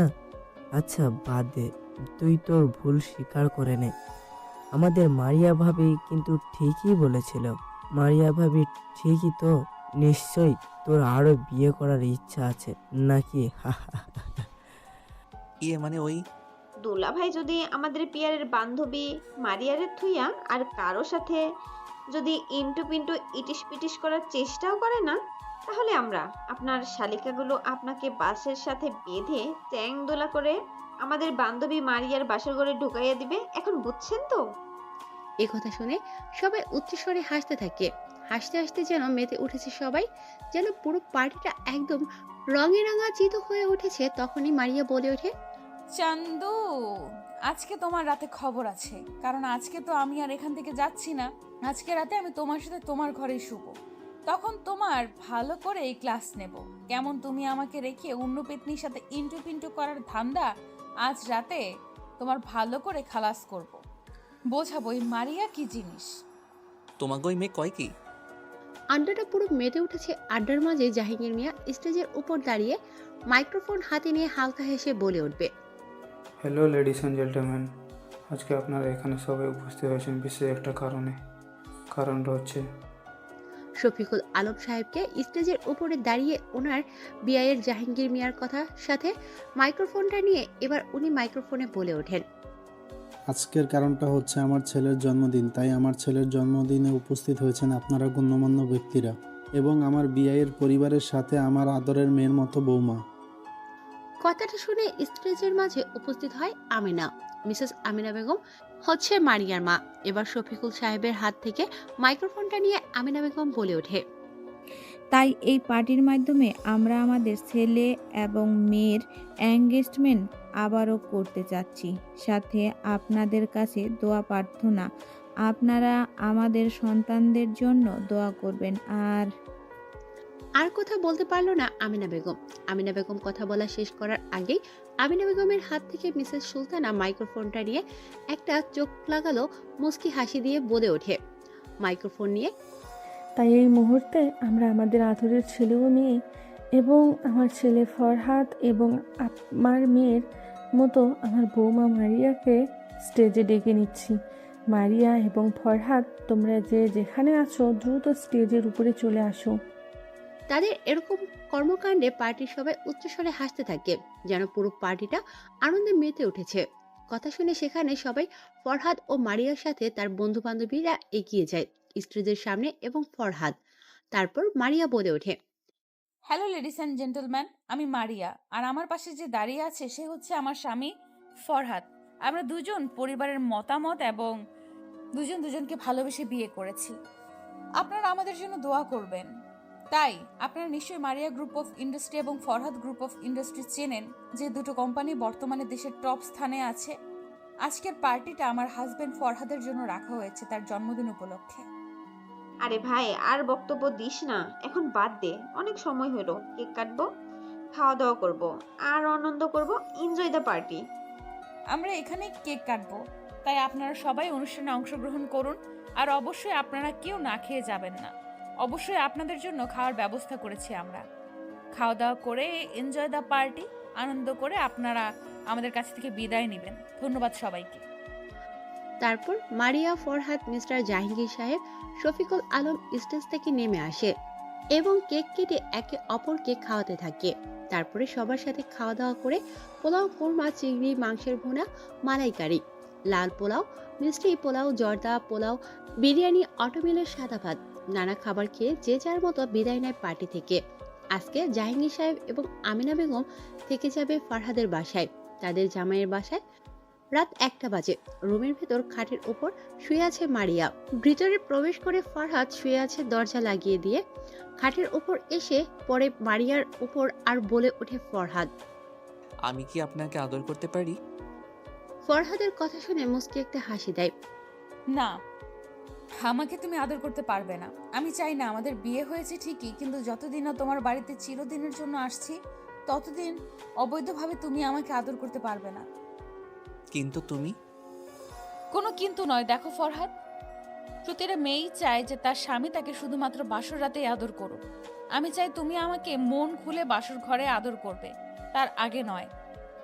তাই বলে তুমি আমাকে দেখো, কোনো কিন্তু নয়। তুমি আমাকে আদর করতে পারবা না। তবে হ্যাঁ, তুমি আমাকে জড়িয়ে ধরে ঘুমাতে পারো, কিন্তু আমার সাথে কোনো দুষ্টুমি করতে পারবে না, ঠিক আছে? কারণ আমি চাই যখন আমি তোমার বাড়িতে বধূ বেশি চিরদিনের জন্য আসব, সেই দিনই সেই ভালোবাসার রাতে তুমি আমাকে আগলে নেবে তোমার বুকে। ওকে, ঠিক আছে, তোমার ইচ্ছা। মাই ডিয়ার সুইট স্বামী। কথাটা বলে চুমু খায় মারিয়া ও ফরহাদের ঠোঁটের উপর একটা ছোট্ট করে আলতো কিস দিয়ে। দুজন দুজনকে জড়িয়ে ধরে ঘুমিয়ে যায়। পরের দিন সকালে ব্রেকফাস্ট করতে বসবে, তখনই সাইফুল আলম বলে ওঠে। ফরহাদ, আজ তোকে অফিসে যেতে হবে না, বৌমাকে নিয়ে সারা শহর ঘুর। বৌমার পছন্দ হয় সব কিছু কিনে দেবে, যেন কোনো অবজেকশন আমার কানে না আসে। মা, তোমার যা যা পছন্দ হয়, যা যা খেতে চাইবা সব কিছু ওর কাছে বলবা। হ্যাঁ মা, তোমার শ্বশুর একদম ঠিক বলেছে। তোমার যদি কোনো সমস্যা হয় বা ফরহাদ যদি তোমাকে কোনো কিছু বলে, দ্রুত ফোন করবে আমাকে। ওকে আমি দেখে নিব। তোমার যা যা কেনার, যা যা লাগে, যা যা পছন্দ হয়, আজকে সারাদিন শুধু তুমি ওকে নিয়ে ঘুরবে। মা, এটা তোমার হাত খরচ। আম্মা, এটা কি প্রয়োজন ছিল? আপনার ছেলে তো আছেই, সে আমাকে কিনে দিবে নিজের টাকায়। শুধু শুধু আপনি এতগুলো টাকা আমাকে দিয়ে কেন টাকার অপচয় করছেন? আরে পাগলি মেয়ে, মা কি তার মেয়েকে টাকা দিতে পারে না? কথাটা শুনে হালকা দুফোঁটা নোনা পানি চোখ দিয়ে গড়িয়ে পড়ে মারিয়ার। মারিয়া মলিন সুরে বলে ওঠে সুলতানা বেগমের উদ্দেশ্যে। সত্যি মা, তোমার মতো শাশুড়ি আর তোমার মতো মা পেয়ে আমি সত্যি এই বাড়ির বৌমা হতে পেরে ধন্য। এত ভালোবাসা, এত স্নেহ, এত মমতা যেন সারা জীবন তোমরা আমাকে দাও। পাগলি মেয়ে আমার। তারপরে ফরহাদ মারিয়াকে নিয়ে বেরিয়ে পড়ে। আজকে সারাদিন তারা ঘুরবে, এখানে সেখানে, যেখানে ওখানে ঘুরবে, খাবে, দাবে, বেড়াবে আর আনন্দে মেতে উঠবে। সাথে নিয়েছে তাদের বন্ধু ও বান্ধবীদের। সাথে আছে ইভা, তানহা, মাহি, ইকরা, আলমগীর, শামীম, সজীব, সুচিব। সবাইকে নিয়ে আজকের আনন্দ করতে বের হয়েছে তারা সবাই মিলে। তারপর তারা অনেক আনন্দ উল্লাস করে মারিয়াকে মারিয়াদের বাড়িতে পৌঁছে দিয়ে দেয়। মারিয়া বলে ওঠে, কি ব্যাপার, তোমরা ভেতরে আসবে না? আসো, বাবা মার সাথে দেখা করে যাও। এতটা পথ এলে আর এতটুকু আসবে না?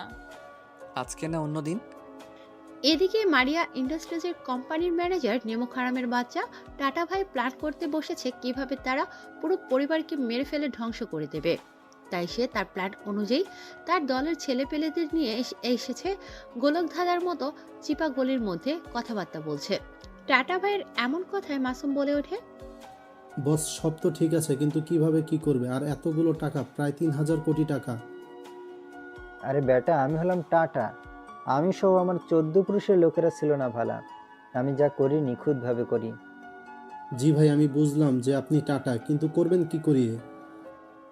আবে, আমার হাতে যে কেমিক্যালটা দেখতে পারতেছিস, এই কেমিক্যালটা কোনো মতে শুধু তোরা গিয়ে তার জলের ট্যাঙ্কে মিশিয়ে দিবি। তারপরে জলটা খেয়ে বা তাদের শরীরে লাগলে তারা পুরোটাই হিপনোটাইজ হয়ে যাবে। আমি যেভাবে তাদেরকে নাচাবো তারা সেভাবেই নাচবে, পুতুল নাচ। টুং টুং টুং টাং টাং টিং টিং করে নাচবে তারা সবাই মিলে। ওকে ভাই, কেমিক্যালটা আমাকে দিয়ে দাও, আমরা এখনই বেরিয়ে পড়ছি উদ্দেশ্য সফল করার স্বপ্নে। এই নে, কেমিক্যালটা ভালো করে মিশ করে দিব এই জলে, তারপরে আমার খেলা দেখ। কথা মতো বেরিয়ে পড়ে টাটা ভাইয়ের লোকেরা, মাসুম, রানা, মাসুর, সজীব, তৌহিদ, তৌফিক আরো অনেকে। পুরো বাড়িটাকে চারদিক দিয়ে পাহারা দিতে থাকে। ভেতরে প্রবেশ করে মাসুম, রানা, মাসুদ ছাদের উপরে গিয়ে পাইপের মাধ্যমে, তারপর সেখান দিয়ে জলের ট্যাঙ্কে মিশিয়ে দেয় কেমিক্যাল। রাত 10টা বেজে গেছে। ফারহাদ আর মারিয়া ফোন চুপি চুপি প্রেম করছে। এদিকে মিসেস আমিনা বেগম এবং মিস্টার জাহাঙ্গীর সাহেব নাকি সরিষার তেল লাগিয়ে ঘুমোচ্ছে। দেখতে দেখতে রাত 12টা বেজে যায়। তারা তিনজন তাদের কাজে হাসিল করে তারা দলবল নিয়ে বেরিয়ে পড়ে টাটা ভাইয়ের গোপন আস্তানায়। সকাল হয়। সকালে মিসেস আমিনা বেগম ব্রেকফাস্ট বানানোর জন্য জলের ট্যাঙ্কের পানি ছেড়ে দিয়ে থালা বাসন ধুয়ে খাবার রেডি করে। এদিকে রেডি হয়ে যায় অফিসে যাওয়ার জন্য মিস্টার জাহাঙ্গীর সাহেব। ও হ্যাঁ, মারিয়াদের পুরো বাড়িটা কিন্তু সিসিটিভি ক্যামেরা দিয়ে সুরক্ষিত করে রাখা হয়েছে। কিছুক্ষণ পর ব্রেকফাস্ট করতে আসে মারিয়া। ঝলকে ঝলকসাই মারিয়া। শরবত খায় তিনজনেই 3 গ্লাস। ওই পানিতে কেমিক্যাল মিশানোর কারণে শরবতের সাথে সেই কেমিক্যাল অ্যালকোহলটা তাদের শরীরে প্রবেশ করে। রক্তের সাথে রগে রগে গিয়ে শিরায় শিরায় পৌঁছে যায় কেমিক্যাল। এক পর্যায়ে মাথার ব্রেন্ডে গিয়ে সেটা যুক্ত হয়। তারপর সেটাতে রস জমাট করতে শুরু করে, ব্রেন্ডের উপর চাপ পড়তে শুরু করে। কিছুক্ষণের মাধ্যমেই তিনজনের রূপ বদল হয়ে যায়। তিনজনে হিংস্র হায়না হয়ে ওঠে। তারপর তারা একে অপরকে মারার জন্য হিংস্র হয়ে ওঠে। টেবিলের উপর ফল কাটা ছুরিটা মিস্টার জাহাঙ্গীর হাতে নিয়ে নেয়। তারপর সে ছুরিটা নিয়ে চালিয়ে দেয় মিসেস আমিনা বেগমের বুকের উপর। মুহূর্তের মধ্যেই বুক ভেদ করে এফর ওপর হয়ে যায়। এটা দেখে বসে থাকা মারিয়া উঠে গিয়ে ছুরিটা নিয়ে গলার মধ্যে চালিয়ে দেয় জাহাঙ্গীর সাহেবের। জাহাঙ্গীর সাহেব গলা কাটা মুরগির মতো ছটফট করতে করতে করতে করতে প্রাণ হারায়। তারপর মারিয়া রক্ত দেখে পাগল হয়ে ওঠে, উন্মাদ হয়ে ওঠে। ছুরি দিয়ে নিজের শরীরে নিজেই আঘাত করে আর বলে ওঠে, আহ উফ উমা, লাগছে। এসব বলছে আর নিজের শরীরে আঘাত করছে। এদিকের মারিয়া ফোন ধরছে না দেখে ফরহাদ ফোন দিচ্ছে মারিয়ার ফোনে, কিন্তু মারিয়া ফোন ধরছে না। মারিয়া এক পর্যায়ে নিজেকে আর সামলাতে না পেরে নিজের গলার মধ্যে নিজের ছুরি দিয়ে পোষ মারে। ছুরির গলার ভেতর দিয়ে এফর ওফর হয়ে যায়। গলার ফিনকি কেটে গড় গড় করে তাজা রক্ত বের হতে থাকে। ছটফট করতে করতে প্রাণ হারায় মারিয়া। কিছুক্ষণের মধ্যে সেই বাড়িতে পৌঁছে যায় ম্যানেজার টাটা ভাই। তারপর মারিয়া এবং মারিয়ার মায়ের এবং মিস্টার জাহাঙ্গীর সাহেবের সিগনেচার নিয়ে এবং তাদের হাতের টিপসই নিয়ে পুরো সম্পত্তি নিজের নামে করে নিয়ে সেখান থেকে গায়েব হয়। অন্ধকার জগতের সেই কালো দুনিয়ার আন্ডারওয়ার্ল্ডে চলে যায়। এদিকে মারিয়াকে লাইনে পাচ্ছে না দেখে দ্রুত চলে আসে আলমগীর, শামীম, সজীব সহ ফারহাদ মারিয়াদের বাড়িতে। ভিতরে প্রবেশ করে দেখে পুরো ফ্লোরটা লাল রক্তের রক্তাক্ত হয়ে গেছে। এটা দেখে মাথায় আকাশ ভেঙে পড়ে ফরহাদের। ফরহাদ গুটি গুটি পায়ে সামনে এগিয়ে পড়ে থাকা লাশগুলো দেখে একেবারে চমকে ওঠে। দ্রুত পকেট থেকে ফোন বের করে অ্যাম্বুলেন্সকে আসতে বলে। মুহূর্তের মধ্যেই সেখানে পুলিশ এসে উপস্থিত হয়। ডাক্তার বলে ওঠে সেখানে ঘটনাস্থলে পুলিশের সামনে, ফরহাদের সামনে, তার গ্যাংয়ের সামনে। দেখুন মিস্টার ফরহাদ সাহেব, আমি দুঃখের সাথে জানাচ্ছি যে এই মর্মে আপনার শ্বশুর শাশুড়ি এবং আপনার হবু স্ত্রী এবং আপনার ভালোবাসার মানুষটি আর বেঁচে নেই। অনেক নৃশংসতার সাথে তারা মৃত্যুবরণ করেছে। এতটাই যন্ত্রণার সাথে তারা মৃত্যুবরণ করেছে যেটা বলার বাহিরে। কেননা তাদের শরীরের রগের রক্ত, শিরা, উপশিরা প্রত্যেকটাই কাটা। আমার মনে হয় তাদের মার্ডারটা দেখে এমনটাই মনে হয়েছে যে তারা নিজেরাই নিজেদের হত্যা করেছে নৃশংসভাবে। কারণ এই ছুরিতে তাদের তিনজনেরই ফিঙ্গারপ্রিন্ট পাওয়া গেছে। কেসটা ময়না তদন্তে দিলে আমার মনে হয় ভালো হবে, তারপরে পুরোটা জানা যাবে। তুমি দুঃখ পেও না ফরহাদ, আমি তোমাদের ফ্যামিলি ডাক্তার। ভেঙে পড়ো না, নিজেকে শক্ত করো। পুলিশ পুরো বাড়িটাকে তদন্ত করে দেখতে থাকে। এক পর্যায়ে ফরহাদের মনে পড়ে ও দৌড়ে গিয়ে কন্ট্রোল রুমে প্রবেশ করে। সেখানে গিয়ে দেখতে থাকে সিসিটিভি ফুটেজগুলো। চোখের সামনে স্পষ্ট দেখতে পায় তারা নিজেরা নিজেদের নৃশংসভাবে মেরেছে। মারিয়া নিজেকে নিজে যখন তিলে তিলে আঘাত করছিল এটা দেখে যেন ফরহাদের বুক ফেটে যায়। বুক ফেটে চিৎকার আসছিল ফরহাদের। ফরহাদ একটা ডকুমেন্ট আর বাকিটা পুলিশের হাতে তুলে দেয়। পুলিশ খুঁজে বের করতে থাকে টাটা ভাইকে। এদিকে দেশের কেউ জানে না, পরিবারের কেউ জানে না যে ফরহাদ ছিল একজন শান্তি কমিটির রক্ষা ক্লাবের পক্ষ থেকে সিডর। হ্যাঁ, সিডর হলো তাদের লিডার। সেই থেকে হন্য হয়ে করে খুঁজে বেড়াচ্ছে সিডর ওই টাটা ভাইকে। টাটা ভাইয়ের সকল অবৈধ কাজ কারবারকে ধ্বংস করে দিচ্ছে একে একে। টাটা খবর পেয়েছে ফরহাদ মারিয়ার পরিবার ও মারিয়ার খুন করার কারণে তাদের খুনের প্রতিশোধ নেওয়ার জন্য হন্য হয়ে তাদের খুঁজে বেড়াচ্ছে।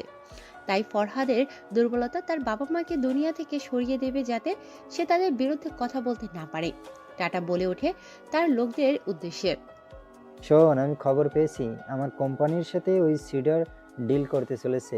এই সুযোগে তার বাবা মাকে মেরে ফেলবে, দুনিয়া থেকে সরিয়ে দিবি যাতে সে আমার বিরুদ্ধে কথা বলতে সাহস না পায়।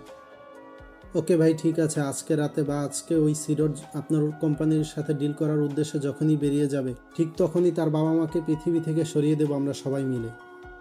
এদিকে বাবা মার কাছ থেকে বিদায় নিয়ে বেরিয়ে যায় সিলেটের উদ্দেশ্যে ফরহাদ। ফরহাদ জানে না যে এটা আরেকটা কোম্পানি টাটা ভাইয়ের। কোম্পানির উদ্দেশ্যে বেরিয়ে যাওয়ার সাথে সাথে বাড়ির মধ্যে প্রবেশ করে টাটা ভাইয়ের লোকেরা। মাসুম রানা, মাসুদ, সজীব আরো অনেকে একে একে ছুরি গুলি করে নৃশংসভাবে হত্যা করে মিস্টার শফিকুল আলম ও মিসেস সুলতানা বেগমকে। তারপর তাদের শরীরটাকে নৃশংসভাবে চাইনিজ কুড়াল দিয়ে জখম করে, যাতে তাদের মৃত্যুটা ভয় সৃষ্টি করে ওই ফরহাদের মনে। তারপর তাদের মৃত লাশটাকে সেখানে ফেলে তারা চলে যায়। দুদিন পর বাড়িতে এসে প্রবেশ করে, পুরো বাড়ির চারদিক দিয়ে অন্ধকার। হঠাৎ করে পায়ে ঠান্ডা তরল জাতীয় কিছু স্পর্শ করে, এটা দেখে সে চমকে যায়। দ্রুত সে ঘরের লাইট জ্বালায়। জ্বালিয়ে তো চোখ ছাড়া পড়া, কেননা পুরোটা রক্তে রক্তাক্ত হয়ে গেছে। পায়ে হেঁটে খানিকটা সামনে গিয়ে দেখতে পায় যাতে দুটি লাশ পড়ে আছে। তার চোখের সামনে নিজের বাবা মার লাশ দুটো দেখে সেন্সলেস হয়ে পড়ে ফরহাদ। কিছুক্ষণের মধ্যে আলমগীর সহ চলে আসে তার দলবল। ফরহাদ আসার সময় তাদেরকে বলে দিয়েছিল। দ্রুত তারা ফরহাদকে নিয়ে হসপিটালে চলে যায়। দাফন কাফনের ব্যবস্থা করে এদিকে আলমগীর, কারণ লাশগুলোর অবস্থা খারাপ। এদিকে ফরহাদের আইসিইউতে রাখা হয়েছে। দাফন কাফন শেষ করে তারা ফরহাদের কাছে যায়। ফরহাদের নিয়ে বাসায় আসে। ফরহাদ বলে ওঠে, আমার বাবা মা দাফন ভালো করে হয়েছে তো? জি ভাই, আঙ্কেল আন্টির দাফন আমরা ভালোভাবেই করেছি। খোদার কসম, যে মেরেছে তার কলিজা বের করে খাবো আমি। ভাই, আপনার ল্যাপটপের সিসিটিভি ফুটেজ চেক করুন। তারপর আলমগীরের হাত থেকে ল্যাপটপটা নেয় ফরহাদ। ফরহাদ চেক করে পুরো বাড়ির সিসিটিভি ফুটেজ। তার বাবা মাকে নৃশংসভাবে হত্যা করেছে ওই টাটা ভাইয়ের লোকেরা। একটা যেন ছুরির আঘাত কলিজায় এসে লাগছে ফরহাদের। ফরহাদ যেন চিৎকার করে বুক ফেটে কান্না করছে। ফরহাদ চিৎকার দিয়ে বলে ওঠে, কুত্তার বাচ্চা, টাটা তোর রক্তে গোসল করবো আমি, রেডি থাক। এই ছিল অতীত। টাটা ভাই ও মারিয়া এবং মারিয়ার পরিবারের এবং সিডর ওরফে ফরহাদ ও কোনো পরিবারের বর্তমানে। টাটা ভাইয়ের লোকেরা হন্য হয়ে খুঁজে বেড়াচ্ছে সিডরের দুর্বলতা, কিন্তু তারা কোনো মতেই সিডরের খোঁজ পাচ্ছে না। সিডরের দুর্বলতা বলতে তার বাবা মা ও ভালোবাসাই ছিল, যেগুলোকে মেরে ফেলেছে ওই টাটা। এদিকে মারিয়া ইন্ডাস্ট্রিজের কোম্পানির মালিক মারিয়া চৌধুরী মিটিং রুমের কনফারেন্স রুমে বসে অপেক্ষা করছে ফরহাদ ওরফে সিডরের জন্য। ফরহাদ গ্রুপ অফ ইন্ডাস্ট্রিজের বর্তমানে এমডি ফরহাদের জন্য। পরপর পাঁচটি গাড়ি মারিয়া চৌধুরী গ্রুপ অফ ইন্ডাস্ট্রিজ কোম্পানির ভিতরে গিয়ে গাড়িগুলো থামায়। গাড়িগুলোর ভেতর থেকে বের হয়ে আসে ফরহাদ। ফরহাদ স্মার্ট স্টাইলিশ, পরনে স্যুট বুট কোট টাই, চোখে সানগ্লাস, গুটি গুটি পায়ে এগিয়ে যাচ্ছে কনফারেন্স রুমের দিকে। ভেতরে প্রবেশ করতেই মারিয়া বলে ওঠে, আসুন মিস্টার ফরহাদ, আমার কোম্পানিতে আপনাকে স্বাগতম। ধন্যবাদ। বসুন তাহলে, আর দেরি না করে আপনার সাথে ডিল ফাইনালের কথাগুলো বলে নিই। আমাদের কোম্পানির সাথে আপনার কোম্পানির মাত্র এক শর্তে আমাদের সাথে কাজ করতে পারবে। সেটা হচ্ছে আপনার কোম্পানিকে সৎ হতে হবে, কারণ সততাই মানুষের সৌভাগ্য এবং পরিশ্রমের সৌভাগ্য বয়ে আনে। আমার কোম্পানি রাজি আছে। দ্বিতীয় শর্ত হচ্ছে আমাদের আজ থেকে যতগুলো ডিল হবে ঠিক ততগুলোই আমাদের দুই কোম্পানি যতদিন থাকবে ততদিন আমাদের সাথে ডিল করতে হবে। আপনি অন্য কাদের সাথে করবেন বা করছেন এটা আমাদের দেখার সময় নেই, কিন্তু আমাদের কাজের সাথে আমাদের ডিল করতে হবে। এই কাজেও আমার কোম্পানি একমত। তাহলে তো খুব ভালো।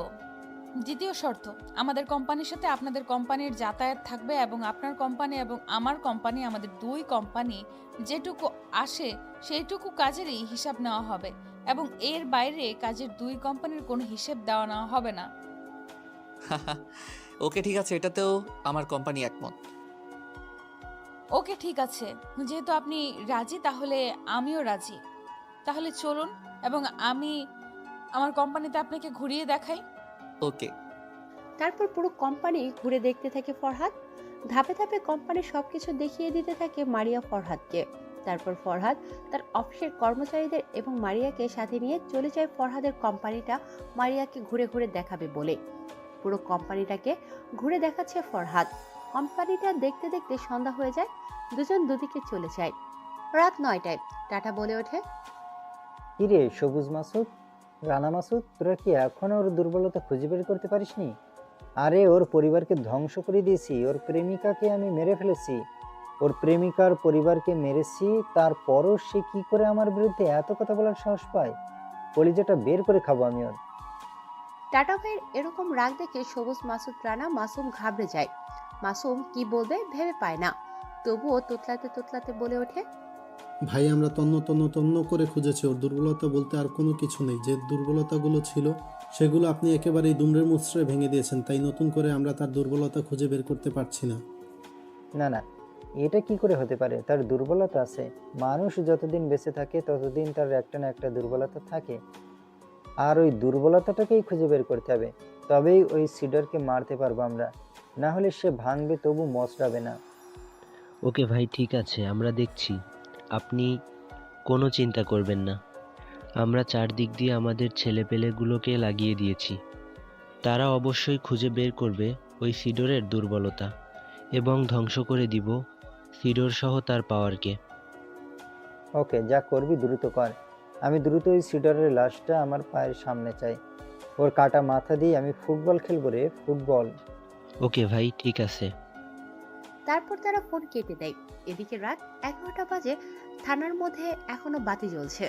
তখনই থানার মধ্যে একটা ফ্লাক্স আছে।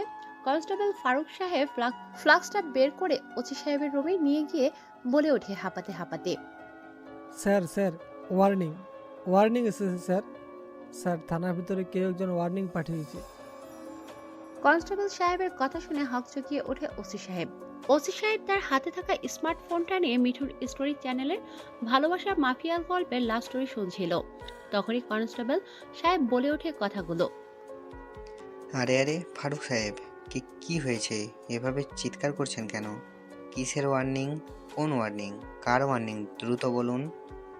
কথাগুলো শুনে কনস্টেবল ফারুক সাহেব ঘাবড়ে গিয়ে বলে ওঠে, স্যার, আপনি গল্প শুনবেন? ওই মিঠুন স্টোরি চ্যানেলের নাকি কেস সলভ করবেন। আরে ভাই, তুই জ্ঞান দেওয়া বন্ধ কর। তুই মিঠুন স্টোরি গল্পগুলো যে হেব্বি লিখে না, শুনলে পুরো পাগল পাড়া হয়ে যাবে। আচ্ছা যাই হোক, বল কোনো কেস কিসের ওয়ার্নিং?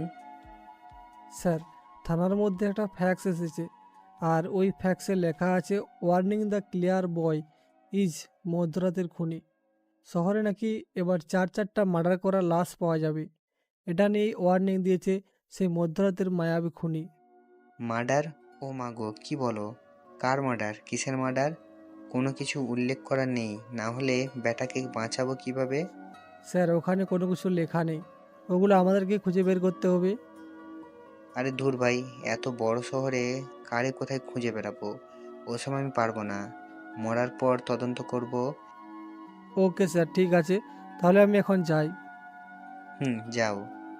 থানার মধ্যে ওসি ওয়ার্নিং পাওয়ার সত্ত্বেও কোনো পদক্ষেপ না নিয়ে চুপচাপ থানার মধ্যে বসে মিঠুন স্টোরি চ্যানেলের লাভ স্টোরি মাফিয়া গল্পগুলো দেখার সাথে শুনতেও থাকে। এদিকে টাটা ভাইয়ার লোকেরা হন্য হয়ে খুঁজে বেড়াচ্ছে সিডরের দুর্বলতাকে, কিন্তু খুঁজে পায় না। ও হ্যাঁ, আপনাদের বলতে ভুলে গেছি, মারিয়ার আত্মাটাকে এরই মধ্যে সিডর তার শান্তির জন্য ছোট্ট করে একটা দোয়ার আয়োজন করে। পরিবেশটা কিছুদিনের মধ্যে শান্ত হয়ে যায়, আর তেমন শোনা যায় না তেমন মারিয়ার উৎপাত, নয়তো শুধু মারিয়ার উৎপাত। এদিকে সিডরের কথাই শামীম, আলমগীর, সজীব তাদের দলের ছেলেপেলেদের নিয়ে খুঁজতে থাকে সজীব আর রানাকে। শহরের অন্ধকারে নাইট ক্লাবে বসে ড্রিঙ্কস করছে তারা। নাইট ক্লাব বন্ধের সময় রাস্তা থেকে ক্লোরোফর্ম ইউজ করে তুলে আনে সজীব আর রানাকে। সজীব রানাকে চেয়ারের সাথে বেঁধে ফেলা হয়েছে, এখনো জ্ঞান ফিরেনি। রুমের মধ্যে গুটি গুটি পায়ে প্রবেশ করছে সিডর। সিডর প্রবেশ করছে দেখে পিছন থেকে একটা সোফা সেটে নেতার পিছনে রাখে, সোফার উপরে পায়ে পা দিয়ে বসে পড়ে, সাথে একটা ব্র্যান্ডের সিগারেট খেয়ে ধোঁয়াগুলো টানতে থাকে আপন মনে, আর উড়িয়ে দিতে থাকে রানা ও সজীবের মুখে। কিছুক্ষণের মধ্যে রানা ও সজীবের জ্ঞান ফিরে আসে। মিটমিট করে তারা চোখ খোলে। পুরো রুমটা আবছা আবছা অন্ধকারে ছেয়ে গেছে। পুরো রুমটায় আলোয় আলোকিত করে দেওয়া হয়। হঠাৎ করে এমন কিছু চমকে ওঠে রানা ও সজীব। রানা ও সজীব কোনো কিছু বুঝতে পারে না। রানা ও সজীব ভয়ে ভয়ে বলে ওঠে, কে তোমরা? আমাকে এখানে কেন তুলে এনেছো? আমাকে যেতে দাও বলছি। তোমরা জানো না তোমরা কাদের তুলে এনেছো? রানার মুখে এরকম কথা শুনে এবার সিরোর রেগে গিয়ে কানের নিচে গলার উপরে গালের মধ্যে মারে বেশ কয়েকটা থাপ্পড়। থাপ্পড় পেয়ে পুরো দুনিয়া দাড়ি ঘুরে থাকে। চারদিকটা অন্ধকার ও ঝাপসা দেখতে থাকে। সঠিক করে বলতে পারে না সামনে কে বা আছে বা কি আছে, কে বা তাকে থাপ্পড় মেরেছে। থাপ্পড়ের শব্দ শুনে এবার সজীব বলে ওঠে, কে ডাবে? আমাদের থাপড় মারছিস? তোর এত বড় করে যা, তুই জানিস না আমরা টাটা ভাইয়ের লোক? আর টাটা ভাইয়ের 14 গোষ্ঠী ছিল টাটা। টাটা ভাইয়ের মতো হিংস্র আর ক্ষুধার্ত যাকে ধরে তাকে মেরে ফেলে, আর যাকে সাইজ করে তাকে একেবারে হসপিটালে পাঠিয়ে দেয়। টাটা ভাইয়ের নামটা শুনে উচ্চস্বরে হাসতে থাকে সিডার। সিডার হাসতে হাসতে বলে ওঠে, হিহিহি, টাটা। আমি কি জিনিস সেটা তো টাটা ভাই ভালো করেই জানে। কে রে তুই বে? তুই আমাদের চিনিস না। টাটা তার কাজে আর আমরা আমাদের কাজে। আবে বেটা, তুই কার সাথে কথা বলছিস জানিস? 200টা মার্ডারের কেসের আসামি আমি। তোকে মেরে ফেলতে দুবার ভাববো না আমি। আর তুই জানিস আমি কে শালা? আমি ধরিয়া জবাই করে সাইজ করি আর খুন করি, আর তুই তুলে এনেছিস আমাদেরকে। আরে নিজের জীবনের কি তোদের মায়া নেই? যদি নিজের ভালো চাস তো আমাদের ছেড়ে দে, ভালোই ভালো এখান থেকে যেতে দে। আর না হলে আমরা যদি ছাড়া পাই তাহলে তোকে একেবারে মাটির সাথে মিশিয়ে ফেলবো রে। সজীবের মুখে এটা শুনে উপস্থিত থাকা সবাই উচ্চস্বরে হাসতে থাকে। সবাই আলমগীর, ফরহাদ, সিরোর, শামীম, সজীব, রাজ, রাহাত, তৌফিক, সালাম, বরকত, জব্বার আরো অনেকে। তাদের এরকম হাসি দেখে এবার রানা বলে ওঠে, কিরে বেটা, আমাদের বসের নাম শুনে কি ভয় পেয়ে গেলে নাকি? যে এভাবে পাগলের মতো হাসছিস তোরা সবাই মিলে? পাগলের মতো একটা উচ্চস্বরে হাসি দিয়ে দেয়। তার এই হাসিতে যেন পুরো বিল্ডিংটা থরথর করে কাঁপছে। কোনো কথা ছাড়া এবার পাশে একটা সিলিন্ডারের পাইপ নিয়ে একের পর এক উড়াধুরা মারতে থাকে। শরীরে যেখানে সেখানে এখানে ওখানে রক্ত বের করে দিয়েছে। মার সহ্য করতে না পেরে রানা আর সজীব বলে ওঠে, বস বস, আমাদের আর মেরো না। আমাদের এবারের মতো ছেড়ে দাও। আমরা ভুল করে ফেলেছি, অন্যায় করেছি। আমরা শিকারে গেলাম, আমরা পাপী। রানাকে আর বলার সুযোগ না দিয়ে সজীব গিয়ে চেয়ারের সাথে বাঁধা অবস্থায় হুমড়ি খেয়ে পড়ে। ফরহাদের পায়ের উপর চুমু খেয়ে বলে ওঠে, ভাই আমরা ওই টাটার কথায় এসব করেছি, আমাদের প্রাণটা ভিক্ষা দেন ভাই। আমরা আর এরকম মার সহ্য করতে পারছি না। এর থেকে ভালো একেবারে নিজেই মরে যাওয়া। সজীব কথাটা বলে আলমগীরের হাতে থাকা বন্দুকটা হাতে নিয়ে পরপর নিজের বুকে 3টে গুলি করে থরথর করে বুকের ভেতর থেকে গড় করে রক্ত বের হতে থাকে। ছটফট করতে করতে গলাকাটা ছাগলের মতো সেখানে মৃত্যুবরণ করে। এটা দেখে সাথে সাথে রানাও সজীবের উপর থেকে বন্দুকটা হাতে নিয়ে নিজের মাথায় পরপর 3টে বুলেট ঢুকিয়ে দেয়। মাথা এফোর হুপর হয়ে দেয়ালে গিয়ে গেঁথে যায়। সেই বুলেটগুলো কেউ কোনো কিছু বুঝে ওঠার আগেই তারা নিজেদের মৃত্যুর স্বাদ গ্রহণ করে। টাটা ভাইয়ের পরিচয় দেবে না বলে কি আর করার। ফরহাদ বলে ওঠে, লাশগুলো ওদের আস্তানায় ফেলে আয়। ফরহাদের কথা মতো লাশ দুটোকে নিয়ে চলে যায় তাদের আস্তানায় ফেলে দিতে। এদিকে ফরহাদ গাড়ি নিয়ে চলে আসে তার নিজ বাসায় এসে ফরহাদ লাশ দুটোর ছবি 2টা প্রিন্ট করে পাঠিয়ে দেয় থানার পার্সেল করে। বাইরে ডিউটিরত অবস্থায় আছে ফারুক সাহেব। কুরিয়ার সার্ভিসের একটি ছেলে গিয়ে বলে ওঠে, স্যার এই নিন, আপনাদের থানার নামে কেউ একজন কুরিয়ার সার্ভিস করে পার্সেল পাঠিয়েছে। জানি না পার্সেলের ভিতরে কি আছে, খুবই হালকা। পার্সেল মানে কিসের পার্সেল? কার পার্সেল? কে পাঠিয়েছে পার্সেল? কেন পাঠিয়েছে পার্সেল? কোনো কিছু বলেনি আপনাকে? না তো স্যার, আমাকে তো বলেনি যে কি এটা কিসের পার্সেল, কার পার্সেল, কেন পার্সেল দিয়েছে, আর থানায় বা কেন দিয়েছে। এটা তো সে নিজেই দিতে পারতো, কিন্তু এসব কোনো কিছু উল্লেখ করেনি। এই পার্সেলটা তো এখন তাহলে ওসি স্যারকে দিতে হবে। আচ্ছা ভাই, এটাতে আমার সই লাগবে নাকি? আমার যেহেতু এখানে কোনো কিছু উল্লেখ করা নেই, সেক্ষেত্রে কেউ একজন সই দিলেই হবে। কুরিয়ার সার্ভিসের ছেলেটি কথা মতো ফারুক সাহেব সেটাতেই সই করে দিয়ে ছেলেটি চলে যায়। ফারুক সাহেব ও রুমে প্রবেশ করে আর বলে ওঠে, স্যার আপনার নামে পার্সেল এসেছে। এই নিন পার্সেলটা পড়ে দেখুন, আর দেখুন পার্সেলের ভিতরে কি আছে। ওসি সাহেব কোনো কথা ছাড়াই পার্সেলটা খুলে দেখে। পার্সেল দেখে তো একেবারে জর্জরিত চমকে ওঠে ওসি সাহেব, আর চিৎকার দিয়ে বলে ওঠে, ও মাগো, এটা কিসের পার্সোনাল? দুটো জীবন্ত লাশ কেউ একজন নৃশংসভাবে হত্যা করে ফেলে গেছে। স্যার পড়ে দেখুন কি আছে ওতে লেখা। ফারুক সাহেব, এতে লেখা আছে, ওই ব্যাটার ওসি, আমি হলাম সিডর, এই দুইটা হালারে করেছি মার্ডার। এদের লাশগুলো খুঁজে বের করে এর বসকে গিয়ে ধর, না হলে তোর জীবনকে এদের মতো সমাধি ঘটাবে। মাইন্ড ইট, আমি হলাম সিডর। ওসির মুখে এটা শুনে ফারুক সাহেব কোনো কথা বলে না, মাথা নিচু করে সুরসুর করে ওসির কেবিন থেকে বেরিয়ে যায়। ওসি সেটা দেখে হা করে তাকিয়ে আছে। ওসি কি করবে কোনো কিছু ভেবে পায় না। অন্যদিকে টাটা রানা আর সজীবকে খুঁজে পাচ্ছে না দেখে বলে ওঠে, মাসুম আর মাসুদ, কি ব্যাপার? রানা আর সজীবকে খুঁজে পাওয়া যাচ্ছে না কেন? তাদেরকে যে কাজটা দিয়েছিলাম কাজটা এখনো হয় নাই কেন?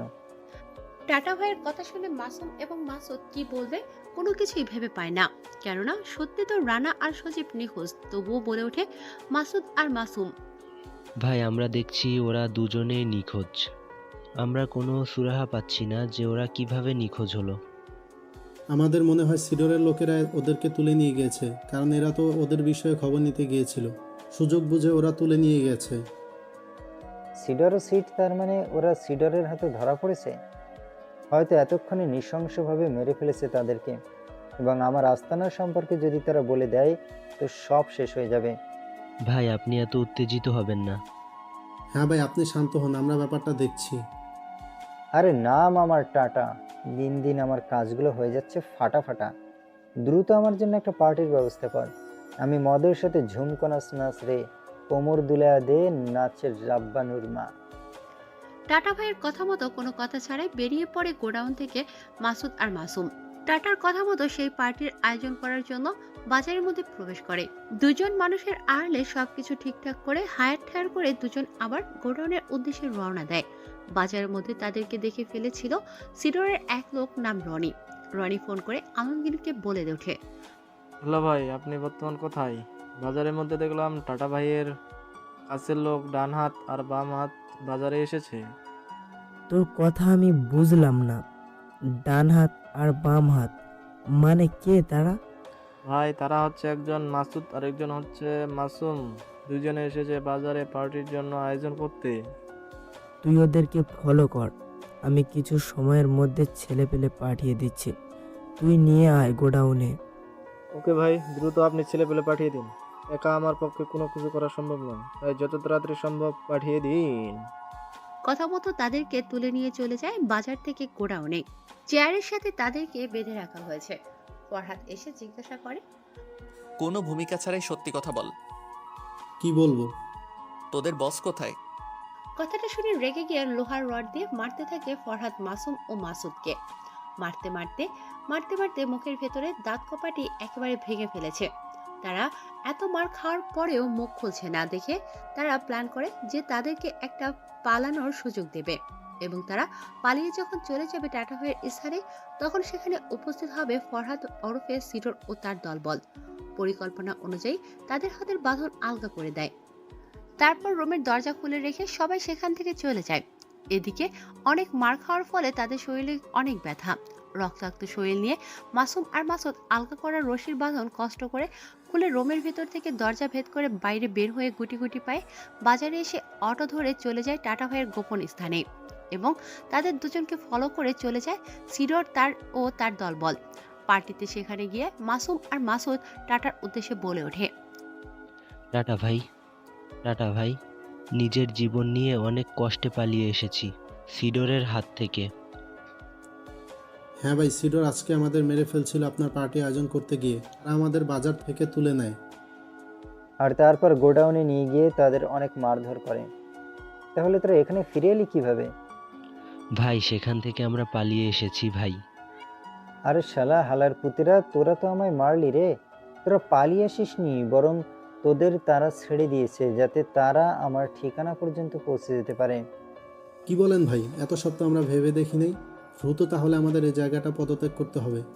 কথাটা বলার সাথে সাথে টাটা, মাসুম ও মাসুদ যখনই সেখান থেকে পালাতে যাবে, তখনই দরজা ভেঙে ভেতরে প্রবেশ করে ফরহাদ। ও তার দলবল, হাতে বন্দুক, ফরহাদের হাতে স্নাইপার। কোনো কথা ছাড়াই শুট করতে থাকে। বুম বুম করে গুলি চালাতে চালাতে পুরো শ্মশান ঘাট লাগিয়ে দেয় সে হল রুমটাতে। মুহূর্তের মধ্যেই সেখানে উপস্থিত থাকা টাটা ছাড়া সবাইকে মেরে ফেলে। হাজার হাজার গুলি চালানোর ফলে মৃত্যুর স্বাদ গ্রহণ করে উপস্থিত থাকা হাজার হাজার গণ্যমান্য ব্যক্তিরা সহ টাটার লোকেরা। ফরহাদ বলে ওঠে, শালা কুত্তার বাচ্চা, এখন আমার হাত থেকে বাঁচবি কি করে? দেখ, নাম টাটা, আমি পারি না এমন কোনো কাজ নেই এই দুনিয়াতে রে বেটা। হয় আমাকে মেরে ফেল কোনো প্রশ্ন ছাড়াই, আর না হলে আমি বেঁচে গেলে এখান থেকে যেতে পারবি না। বেঁচে তুই বেটা। গম্ভীর গলায় একটা হাসি দেয় উচ্চস্বরে। স্নাইপারটা তার মুখের ভিতর ঢুকিয়ে দিয়ে বন্দুক যতক্ষণ বুলেট ছিল সবগুলো চালিয়ে দেয় তার মুখের ভিতর দিয়ে। পর মুহূর্তের মাধ্যমে গলাকাটা মুরগির মতো ছটফট ছটফট ছটফট ছটফট করতে করতে প্রাণ হারায় টাটা। তারপর পুরো বাড়িটাকে লাশগুলোর উপরে পেট্রোল দিয়ে পুড়ে বাড়িটাতে বোম ফিট করে আগুন জ্বালিয়ে দিয়ে বোম করে ফাটিয়ে দিয়ে চলে আসে। তারপর গোরস্থানে গিয়ে তাদের সকলের কবর জিয়ারত করে চলে আসে তার বাড়িতে। পরের দিন সকালে অফিসে গিয়ে দেখেন তার অফিসের কেবিনে বসে আছে মারিয়া। মারিয়া ফরহাদকে দেখে বলে ওঠে, মিস্টার ফরহাদ সাহেব, আপনার জন্য সেই কখন থেকে অপেক্ষা করছি। আমি আপনার A to Z background check করলাম। আমার ফ্যামিলিতে তেমন কেউ নেই, আপনি একা মানুষ। আচ্ছা যাই হোক, বিকেলে বা টিফিন টাইমে আমার অফিসে চলে আসবেন। আপনার সাথে কিছু আমার জরুরি ফাইল সাইন করার লাগবে। যে ডিলটা আপনার সাথে করেছি ওই ডিলের ডকুমেন্টস ফাইলে। ওকে, ঠিক আছে।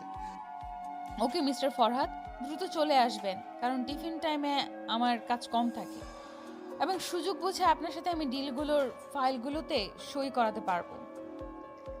দেখতে দেখতে সময় হয়ে যায়, অফিস থেকে বেরিয়ে যায়। ফরহাদ সাহেব মারিয়ার অফিস গিয়ে কেবিনে বসে থাকে মারিয়ার অপেক্ষাতে। অফিসে সকল স্টাফ গেছে খাওয়া দাওয়া করতে। পুরো কেবিন ফাঁকা, পুরো হলরুম ফাঁকা কাজের। এদিকে ওয়াশরুমে যাওয়ার জন্য পা বাড়ায় ফরহাদ। বাথরুমের দরজা খুলে ভেতরে প্রবেশ করে হঠাৎ এমন হওয়াতে চমকে যায় মারিয়া। মারিয়া আর কোনো কিছু না ভেবে মারিয়া এক চিৎকার। আহ আহ আহ। এদিকে ফরহাদ না জেনে না বুঝে ঢুকে পড়ে বাথরুমে। মারিয়া তখন অফিসের বাথরুমে গোসল করছিল। মারিয়াকে এই অবস্থায় ঠিক ওইরকম পরিস্থিতি দেখে ফরহাদের শরীরের লোমগুলো খাড়া হয়ে যায়। মারিয়ার এরকম চিৎকার দেওয়াতে সেখান থেকে বেরিয়ে পড়ে ফরহাদ। কেবিনে এসে হাঁপাতে থাকে চিৎকার শুনে। কেবিনে প্রবেশ করে ক্যান্টিনে থাকা অফিসের স্টাফগুলো। কিছুক্ষণ পর বাথরুম থেকে বের হয়ে মারিয়ার শরীরে চুল ভেজা আর কেবিনে ফরহাদ সাহেবকে দেখে বলে ওঠে সাইফুল, ম্যাম কি হয়েছে আপনার? আপনি এভাবে চিৎকার করলেন কেন? কোনো সমস্যা হয়েছে ম্যাম? আপনি আমাদের বলতে পারেন। হ্যাঁ ম্যাম, আপনার কি হয়েছে? আপনি এভাবে চিৎকার করলেন কেন?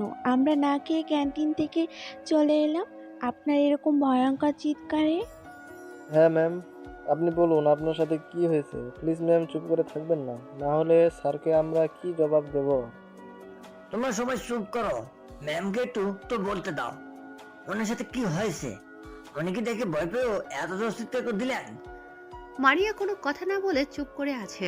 এটা দেখে বলে ওঠে তোহা ও খালেক সাহেব, ম্যাম বলুন, চুপ করে থাকবেন না। আপনার সাথে কি হয়েছে আমাদের বলুন ম্যাম, আমরা শুনেছি আপনার বিষয়টা। ম্যাম, আপনি এভাবে কাঁদছেন কেন? আমাদের তো বলুন কি হয়েছে, আর এভাবে ফরাজ সাহেব ঘাবড়ে আছে কেন? অনেকক্ষণ পর মারিয়া বলে ওঠে, আমি বাথরুমে ফ্রেশ হয়েছিলাম, ফরহাদ সাহেব সে সময় গিয়ে। এটা শুনে উপস্থিত থাকা সকলে যখন ফরহাদ সাহেবকে কথা শোনাতে যাবে তখনই ফরহাদ বলে ওঠে, আমি জানতাম না যে উনি ভেতরে ছিল, আমি তো না জেনে গেছি ভেতরে। মারিয়া আর কোনো কিছু বলতে যাবে তখনই অফিসের সিসিটিভি ফুটেজ সাইবারে কর্মচারী এসে বলে ওঠে, আরে ভাই আপনারা দাঁড়ান, আমি আমাদের অফিসের সিসিটিভি ফুটেজ দেখলাম। ম্যাডাম তো ভিতরে ছিলেন এবং ভিতরে কোনো সিসিটিভি ফুটেজ নেই, শুধু ওনার কেবিনের ভিতরে আছে এবং বাইরে অফিসে আছে। আমি পুরো সিসিটিভি ফুটেজে চেক করে দেখলাম, এখানে ফরজ সাহেবের বা ম্যামের কোনো দেশ নেই। ম্যামই তো দরজাটা লাগায়নি, সেই জন্য ভুল কর্মে ফরজ সাহেব ভিতরে চলে গেছে। এটা অনাকাঙ্ক্ষিত ঘটে গেছে, তাই কেউ দয়া করে বাজে মন্তব্য করবেন না। স্যার এবং ম্যামের জন্য এই ঘটনাটা ঘটে যাওয়া ভালো একটা পরামর্শ দিতে হবে ওনাদেরকে। আপনারা কি বলেন? যাতে ম্যাম এবং স্যারের কোনো সমস্যা না হয়, কারণ আমরা দুই কোম্পানি একটা ডিল করতে চলেছি। আমাদের একটা ভুলে অনেক বড় ক্ষতি হয়ে যেতে পারে। কি বলেন আপনারা? আমার মতে যখন তারা অবিবাহিত তাহলে বিয়ে দেওয়া উচিত। যেহেতু দুজনেরই দোষ নেই এবং ভুলবশত হয়ে গেছে, সেক্ষেত্রে বিয়ে করে নেওয়াটাই ভালো হবে। হ্যাঁ স্যার এবং ম্যাম, আপনারা দুজন দুজনকে বিয়ে করে নিন, খুব ভালো হবে। এতে দুই কোম্পানির আরও উন্নত হবে, কারণ আমরা একটা নতুন ডিলে তৈরি করতে চলেছি। অফিসের কর্মচারীদের কথা মতো এবং তাদের মতামত শুনে মারিয়া এবং ফরহাদ বলে ওঠে শান্ত কণ্ঠে, আপনাদের পরামর্শ অনুযায়ী আমি ফরহাদ সাহেবকে বিয়ে করতে রাজি আছি। যেহেতু উনি এখনো অবিবাহিত একজন ভালো মানুষ, আজ যেহেতু ওনার সাথে আমার কোম্পানির একটা ডিল হয়েছে, যখন আমরা স্বামী স্ত্রী হব তখন এই ডিলটাতে আরও আমরা ভালো করে কাজ করতে পারবো। আপনাদের কথা মতো এবং সহযোগিতায় আমরা নতুন সম্পর্কে আমি ওনার সাথে বিয়ের পিঁড়িতে বসতে রাজি আছি। মিস মারিয়ার যখন আমাকে বিয়ে করতে কোনো সমস্যা নেই, তাহলে আমারও ওনাকে বিয়ে করতে কোনো সমস্যা নেই। আপনাদের মতামত এবং সহমতে এবং ভালো পরামর্শে আমি ওনাকে বিয়ে করতে রাজি আছি। মারিয়া ও ফরহাদের কথা মতো কাজী সাহেব ডেকে এনে অফিসে তাদের বিয়ে দেওয়া হয়। তারপর তারা তাদের নতুন পথ চলা শুরু করে। এখনো তাদের বাসর ঘর সাজানো হয়নি বা একে অপরের প্রতি কোনো ফিলিংস তৈরি হয়নি, তাই তাদের এখনো বাসর হয়নি। অফিসের কাজ প্রতিনিয়ত চলছে, সংসারও তাদের ভালোই চলছে, কিন্তু এখনো একে অপরের কাছে টেনে নেওয়া হয়নি। দেখতে দেখতে চলে যায় একটা মাস। ধীরে ধীরে মারিয়া ফরহাদে আর ফরহাদ মারিয়াকে ভালোবাসতে শুরু করেছে। তাই আপনাদের কাছে দোয়া প্রার্থী তাদের দুজনের সুখী জীবনের দোয়া করে বিদায় নিচ্ছি গল্প থেকে। কথা দিচ্ছি পরের গল্পটা অনেক পাওয়ারফুল এবং মাইন্ড গেম গল্প নিয়ে হাজির হব।